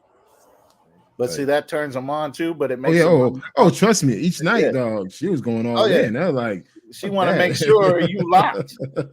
You are locked in. Understand what you brought here is way better than anything you just saw out there. That's why I say, if you got great communication, you can sit there and say, hey, I'm a big flirt. But at the end of the day, me and you are going home together. Yeah, it's funny. relax. I went to Rob's wedding, and the whole time she was like, "Oh, you're back in Colombia again," because she knows what's there in Colombia. So I went to my last day, we went to Bora Bora. This is after Rob's wedding. I took a girl there with me. Man, the whole time she was like, "Who's this girl? Who's this girl? Why she's on you? Why she's dancing on?" Because I did I do YouTube as well. And I could see in her eyes like she felt threatened. And I'm like, babe, I'm here with you in DR. Like, I could go on anywhere. I'm here visiting you. But it's just like her mind, like she knows that, like, shit. She's back in the gym now. She's paying a trainer. I told her, I was like, hey, well, yo, what is this right here? I'm like squeezing the fat. Like, hey, what's this? It's like, be comfortable. Okay. But like you said, communication is everything. That's what I really love about it. We talk all the time, man, about anything. You have to. And it's just like, yo, whatever what's your fantasy? Like just tell me, just be your authentic self. That's what she, that's one thing I love about it. She's like, hey, okay. But it's what it is, man. It's a good topic, Rob. Yeah, I'm gonna put your channel in a link too, man. Subscribe to Black Man Travels, man, in the link, man, as well, man. Yeah, I'm rebranding right now, but I'm gonna wind up calling myself Ronin Traveler. Oh, okay, Ronin. Okay, Ronin. Yeah, Ronin. Yeah, the samurai. Military background, a masterless warrior traveling. So once I rebrand, I'll let you guys know. Okay. Real quick, man. Let them know what countries y'all been to. Jesus, really? First, you want to go first? Like Rob knows, I've been to like over 30 countries, man. This year alone, I went to DR twice, went to Ecuador, and I went to Colombia. Next month, I'm going to El Salvador, Mexico, and I'll be. Right now, I'm still debating with East Africa, Rwanda, Uganda, Kenya, and Tanzania. If I don't do those four, I'll just go to Thailand and do 3 cities: Bangkok, Pattaya, and Phuket. So that's in November. But I've been to 30 countries, guys. Travel a lot. I do go to DR a lot because, of course, I got the main there. But I do a lot of weekend trips to like the neighboring North American countries. But I always do one big fall trip. And again, I need to decide whether it's going to be East Africa or just go to Thailand because I've never been to Thailand before. Okay. And I do have a website called blackmantravels.com. It has all my blogs, all my pictures, all my videos. So if you want the latest and greatest information on my travels, go to www.blackmantravels.com. I'll type that in the chat as well. Well, I've been traveling ever since I was 4. Oh. So my mom always took us because we lived on the East Coast. So it was real quick to take a trip to Bahamas, Puerto Rico, Jamaica, all the islands right there. It was real quick to take a trip. So ever since matter of fact, I learned how to swim in Puerto Rico indirectly. My mom just threw me in the deep end at a resort and said, swim or die. Obviously I'm here. So I started doggy paddling while I was in the deep end, and she had already told everybody in Spanish, even the lifeguard, don't touch me. So she brought me over to the pool and threw me in. So I started doggy paddling and swimming, and then I said I was getting tired. She goes, well, paddle on over here to the side and I'll pull you out. She goes, look, you were either going to die, but I'm never going to have you afraid of water. So I never had a problem with water. But yeah, those are the basic ones right off the bat. Then military wise, all of Southeast Asia. Okay. All of the like I'm talking Hong Kong, India, Australia, Guam, Japan, Philippines, Thailand, Singapore, Malaysia, then UAE, Bahrain, Heard some good things about Kuwait, way before it was all prettified. I seen it was all desert before they started building it up, like Dubai. Somalia. So I've been on the Horn of Africa. And am I forgetting anyone? No, that's about it. Never been to Europe, so that's on my list. The places to go is Europe. And then I'm planning on a couple trips this year before the end of the year. One to Costa Rica. I'm gonna try to go to Colombia. I don't want to go to DR. I'm probably gonna do Argentina or Venezuela. I'm gonna knock out South America. Venezuela. I know there's problems down there right now. So, like I said, probably Argentina is stronger than looking at Venezuela. It just depends. Okay. I don't like going to countries that have political issues. You know what I mean? I want to try to sneak into Cuba, though. That's also on my hit list. I mean, why you have to sneak in? You could just go there. You have a list of 12 options. Yeah, you could go as I think it's the betterment of the country. I was in Cuba back in 2017. I had a fucking blast. Yeah, I recommend it. I have some Cuban in me, so. Oh, what you call was there? Zoe was down. Barber World was there. He was just in Cuba. He showed some nice spots too. Yeah, I was there 2017. This is when Obama lifted the embargo. Right, that's where I really wanted to go. But then I was one of the first groups to go there, man. Shut it all back down again, I was one of the first groups to go there. I brought 5 bottles of Jack whiskey, Jack Daniel's Fire. These folks never had whiskey before, man. Bro, for 5 days I had a blast, partying every night. Just I had a good time out there, man. But now it's just everybody's going there. What up, solo traveler? Come up, man, if you ain't doing that. Yeah, man. I need to know what's up. Cuba, when's the last time you were there? 2017, man. I'm talking about solo traveler. He said he loves solo Cuba. traveler. That's his spot. Oh yeah. Well, I think he's Cuban though. He's Haitian Cuban or something like that. Yeah, I think he's part Cuban too. Yeah, I think this year, man. Well, I ain't gonna say this. Well, yeah, this year, next year, or the next 12 months. You know what I mean? Obviously back and forth to Colombia because my wife is there. I do want to hit up Salvador, Brazil again. I want to do a better job than I did before visiting Salvador. And I do want to go back to South Africa. Zimbabwe, I want to visit Zimbabwe.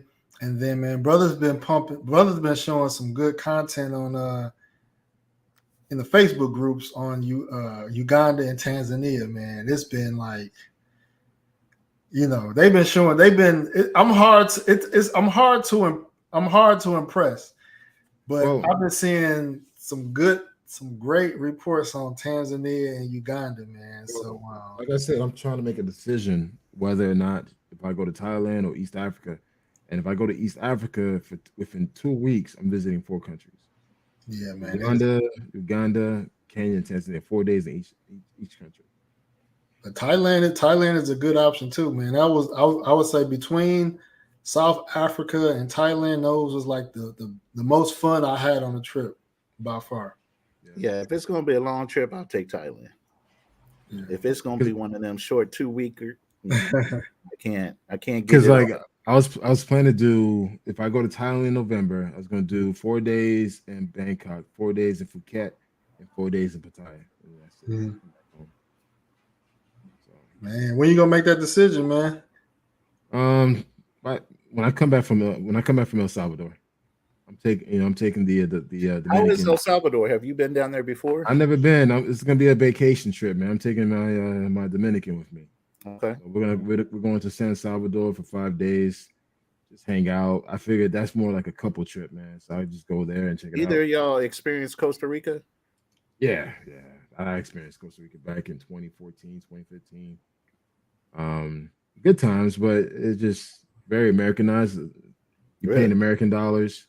Mhm. I've been to Jaco Beach and I've been to San Jose. Yeah, he been That's the there. important part, exchange rate. That's one of the things I specialize is in understanding exchange rates and where my money is going to go a lot further. You're paying American dollars out there, man. Yeah, kind of like Panama, same thing. Yeah, They use you're paying American dollars. Especially now, you're probably paying American dollars because their currency ain't worth shit. I know. I saw what the exchange rate was. It was crazy, like 6,000 something of their And dollars. plus, if you pay for play, they're gonna say dollars, and starting price is 100. That's why I take sand to the beach. So I think we chimed on this. I think when we was talking yesterday, but I want to get y'all thoughts on this. So on Twitter, so you know the guy that went viral. He was posting his sex page, and I seen women on Twitter tagging political figures, and I seen a couple of political figures like respond to the Twitter post. So, do you think that these bitter women can hate or can? Yeah, do you think they can put salt in the game as far as men traveling and create? Because they was creating false narratives about sexual sex trafficking and underage. I'm like, this not even. I'm like, black dudes is not engaging in that. So so we was talking about false narratives yesterday, and I was just curious, like them, they going out their way to tag in political figures, bringing attention to a man with not gonna say girls, but women in his jacuzzi having a good time, basically bringing attention to a man that's enjoying his time in the country with women. Like, right. I don't. It's just black man can't have nothing. Not when it comes to a black woman, hell no. When it comes to a black woman, you can't have shit. No, absolutely not. If they're not involved, no, you can't have it. But they'll be quick to say, "Go where makes you happy." Mm-hmm. But they don't mean that. They trying to do the old okey doke on you when they say that. No, baby, I'm gonna stay right here with you. Hell no, I'm getting on the goddamn plane. I'll see you when I get back. Yeah, social media is interesting, man. I haven't seen a lot of foreign women respond to like the criticism, but it was one. I think Alex, when we were, I think when y'all had popped up, it was a lady. A Hispanic lady had said like kind of to the defense of black men, like y'all why so many black women are hating on us, y'all not doing what y'all supposed to do. But I think Osei Jackson was reading that one. I think I heard that one. Yeah, man. Where she was basically letting them have it about don't talk bad about us when you guys are the ones abusing your black men. You know, I was like, wow. It was bold, but I mean, it's facts. Black women don't appreciate black men. They say they do, Right. but they don't. That's why I want black men, and we, on the Passport Bro podcast. I mean, it's all about showing brothers, how to move, where to move, and making sure that we carry ourselves too, so we don't give people an opportunity to create these false narratives, because it's not all about pay for play. Men are getting relationships, men are starting businesses, investing. There's a lot of things there's a lot of things men are doing.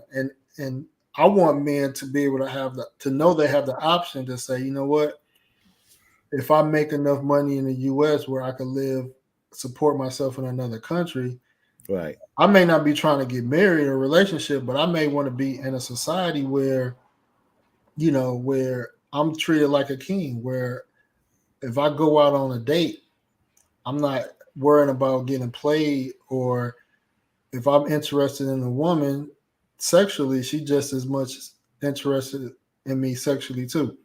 Right. Because casual dating for most men doesn't exist. It doesn't exist, and I believe that if you're not a virgin and you like sex, like you don't want to be in an environment where you're sexually frustrated, because that just being sexually frustrated, you make a lot of bad decisions. You start messing with women that you're not really attracted to. Fellas, you get take a W 2 pregnant. minutes. Find your favorite porn website. Let it out. It's okay, guys. Let it out. Then go out. Trust me, you will think so clear that you won't be as anxious to do anything stupid that's going to ruin your fucking life. Listen, before you go out, watch your favorite topic, whatever it is, midgets, whatever. Let it out and go out. Then trust me, man, when you do that, man, you think so clearly. It's just like, man, for a fact that if I do anything wrong or stupid, it's gonna ruin my life for the next 21 years. So, guys, just let it out before you do anything stupid. I mean, it's real. I mean, yeah, and that's a good point. Like if you don't want to make bad decisions, and like if you relieve yourself, you're less likely to make bad decisions. But also, too, man, traveling, man. Like I've read articles, I've seen studies, and men are they're getting BBWs pregnant, that they really wouldn't have got pregnant if they got sex on a regular. Men in the US are more down low because they're not because they're not getting their needs met or be able to meet casually, which all has in my opinion negative consequences on society as well. And so if you're able to travel, your mind won't even get to that point. Like, I'll be honest, like I love in the United States, like Pornhub, all the porn websites. That's like, I didn't mind like going to those things, like even if I was in a relationship. But going overseas, like I've never clicked on a porn website overseas. No, I mean, no, you'll never do it overseas. There's no reason. You never think about There's no reason. Like Man, I look, said, it's so easy. There are no sex games in other countries like there are here. There's no reason, man. There are no sex games in other countries. These women know why they're on this earth. And they are, whether some women want to say that their situation makes them more sexual, regardless of the reason why they are more sexual, it is what it is. They're more sexual because they don't put any type of block. Like they don't use sex as a weapon in these countries. That's what it is, man. It's like here, like I don't need to do something to deserve it. It's just like, hey, my responsibility as your woman is to make sure that you are pleased. And my responsibility as her man is to make sure I provide her protection and a roof over the head, food in the table, and she feels secure. That's it. That's basic human skills, man. Right. But here in the States, we make shit fucking complicated for no damn reason. But, hey, Yeah. we the most educated. I mean, we talked about, people talk about this hidden gender war, man. I felt like it was more evident seeing like the vitriol after his death. Like it's really like they celebrated like it was a victory. Yeah. Like it was a victory. Like they just won the Super Bowl or something. Literally. Over a man dying. Yeah, man. And since I can't weed out the good or the bad, I'm just not gonna even. I'm just gonna disassociate myself. It's just gonna be. That's what I'm doing. Cordial interactions. That's what I'm doing. Like even on my YouTube feed, if I see anything about Kevin Samuel, I don't care if it's positive or negative. I just put not interested. It's like I'm good, man. Yeah. Especially from a woman that they put, transgender and all these crazy topics, keywords to bring, to spice up the views. I'm not gonna waste my time, man. If anything, I'll probably report their ass for harassment. And for one more question before we wrap. For whatever reason, man, the sweetest black women are the older women, the sweet old women, like I call them. Like I don't know, because I'm pretty sure they got on black men nerves at some point in life, but for whatever reason, like the late 50s, 60s, in my for my interactions, they seem like to be the sweetest of the black women, man. Why would that be the case? Or you disagree? No, you're absolutely, man. I was 35 and ran into a 42-year-old. And she's like, wait until you turn 40, then you're going to understand. 40? What's that magic barrier of 40? You're going to have to wait. I said, okay.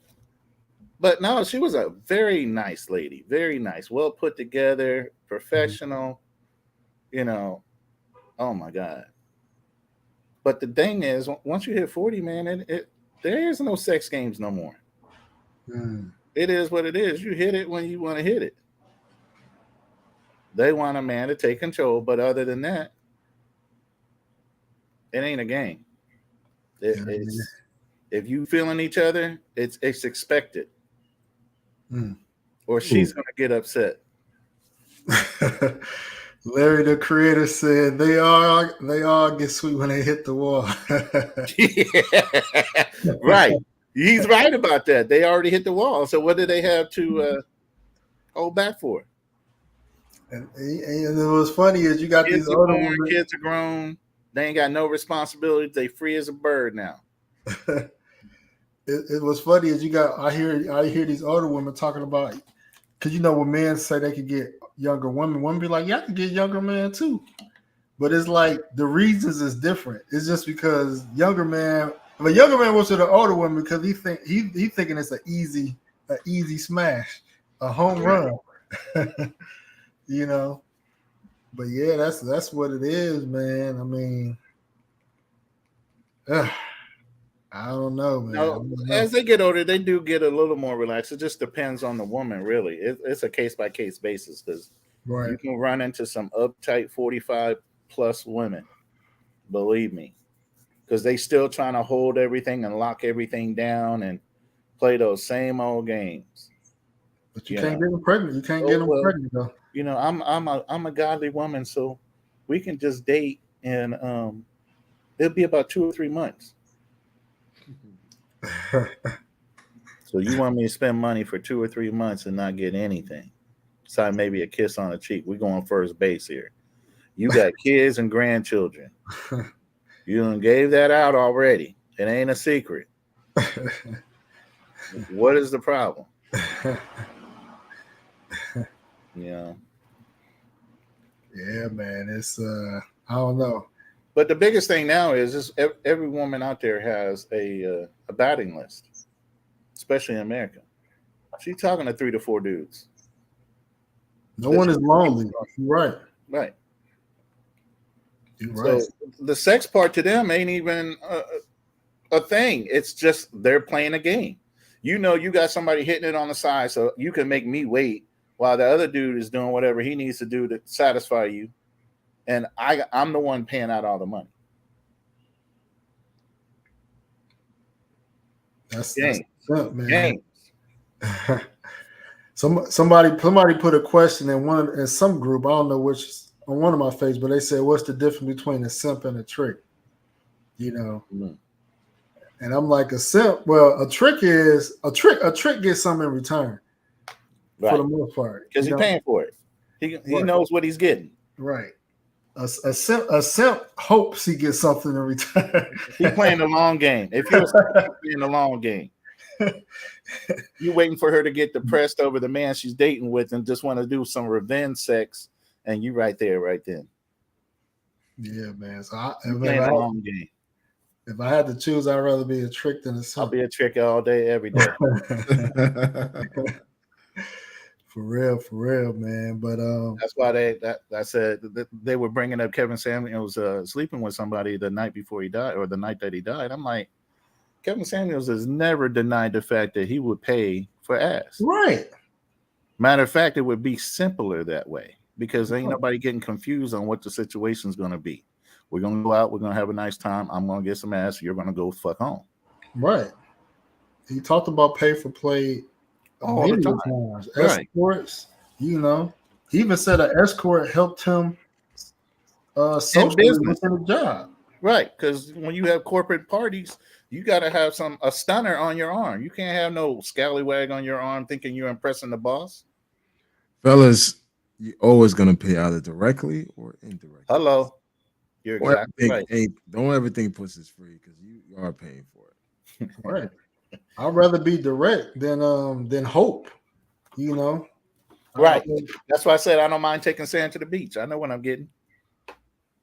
And it'll be less expensive, really. Yeah, that's true. He said true. He said true. I can read lips. Even Rob knows that shit. Yeah, man.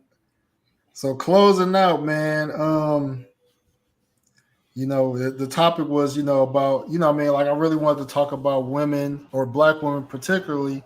I just felt like their ways have become very evil, and a lot of their actions have reminded me of our oppressors. Right. And I'm seeing how women act. When their feelings is hurt. We see that how women have weaponized the child support system. If you cheat in or if you leave them, I'm putting you on child support. They say it as a form of a weapon, not as a form of supporting the child. Men getting lied on. You see what Johnny Depp is going through. He had a recording of her saying that the police, they're not going to believe you because you're a man. That's just evil and demonic to me. Women have weaponized the police against you as well. It's very women have become very dangerous, man, where you just gotta be careful, or even some men are even avoiding women, man. So it's just a crazy climate, man. And I feel for brothers that can't travel yet, or don't see the value in travel, or just don't want to give up on, being with a sister in the US, man. But it's real. The writing is on the wall. There are Black people all over the world. No rule says you have to marry a Black American girl. That's true. Where did that come out of some rule book that you had to marry a Black woman in America? That's true. You go to the motherland and get a real Black woman. She'll treat you better than the American one. I think for me, I wouldn't say all, but it's getting difficult to find the one that have your best interests.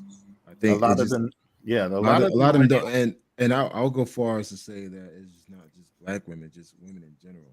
Mm-hmm. So you have to be extremely careful who you decide to lay with or commit yourself with, even overseas shit.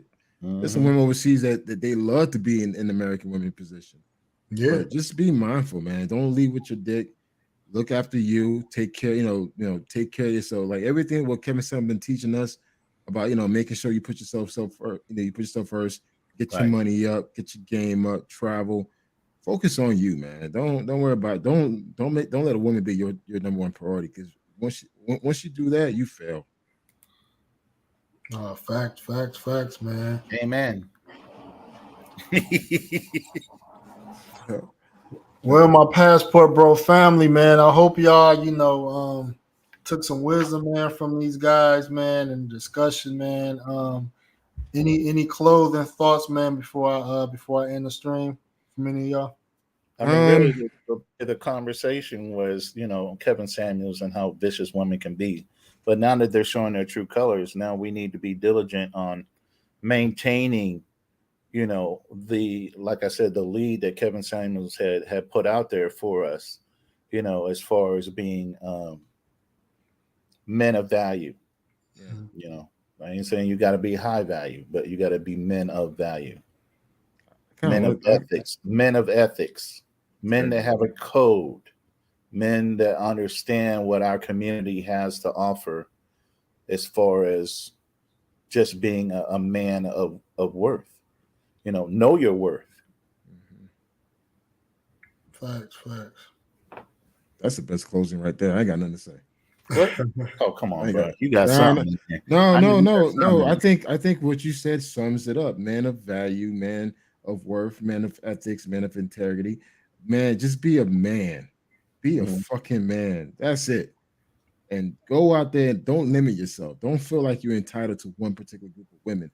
You're entitled to the entire world, man. Go out there, see it, and live your life. Because again, what Kevin Samuels' situation taught us, we just never know when it's our time. Mm-hmm. So stop wasting. Next year, 2 years from now, get my passport. Nah, bro, get it now.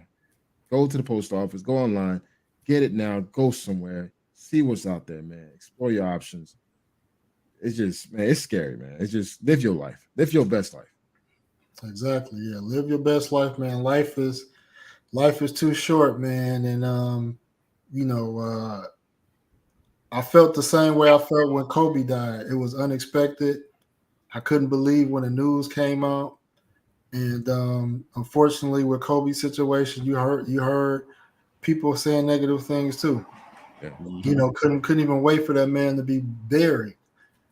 And then mad at his wife because she's Hispanic, not black, and she got all this money from him. And then it was a black woman at that, Gail Oprah friend. She had to say something, and then Snoop tried to. He called her out her name, and then he ended up backtracking because they was gonna cancel, try to cancel him. They were gonna cancel Snoop. And it's just like, man, and that's another conversation, man. But I see people like Diddy, I see all these influential men that black women kind of respect, but they never say anything bad about black women in a as far as holding them accountable, And we need, to be honest, man, we support a lot of their music. We support our black brothers, man, but we're gonna have to start really questioning supporting them if they not really they need to hold it. Because if it's not Kevin Samuels who had to build his way up, right? What about these men that got $10,000 to $20,000 and 20 million followers, subscribers, and fans? They're not gonna fuck up their money, man. So but I'm saying, if black men really want, if they want to, like I said, I checked out the Matrix, but black men that's really want to see a difference in the U.S., start pressing these men that we support.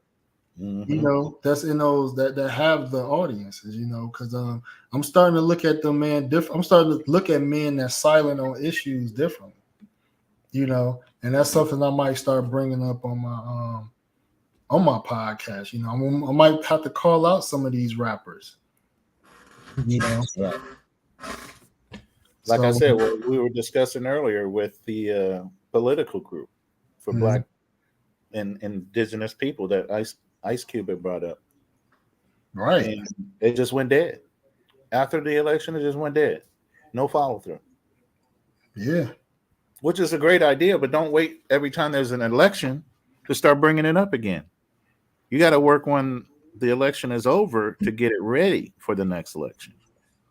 Man, yeah, I mean, I want to say fuck any, especially if it's a black male, fuck any black male that's pushing a democratic agenda, because you're pushing the agenda for black women, because the democratic agenda includes the alphabet community and black women and everybody else except black men. That's the democratic agenda. You know what I mean? If we get something, it's just because of the fault of being a minority. Oh, you know what I mean? Kind of like what we get for Father's Day. Socks and some underwear.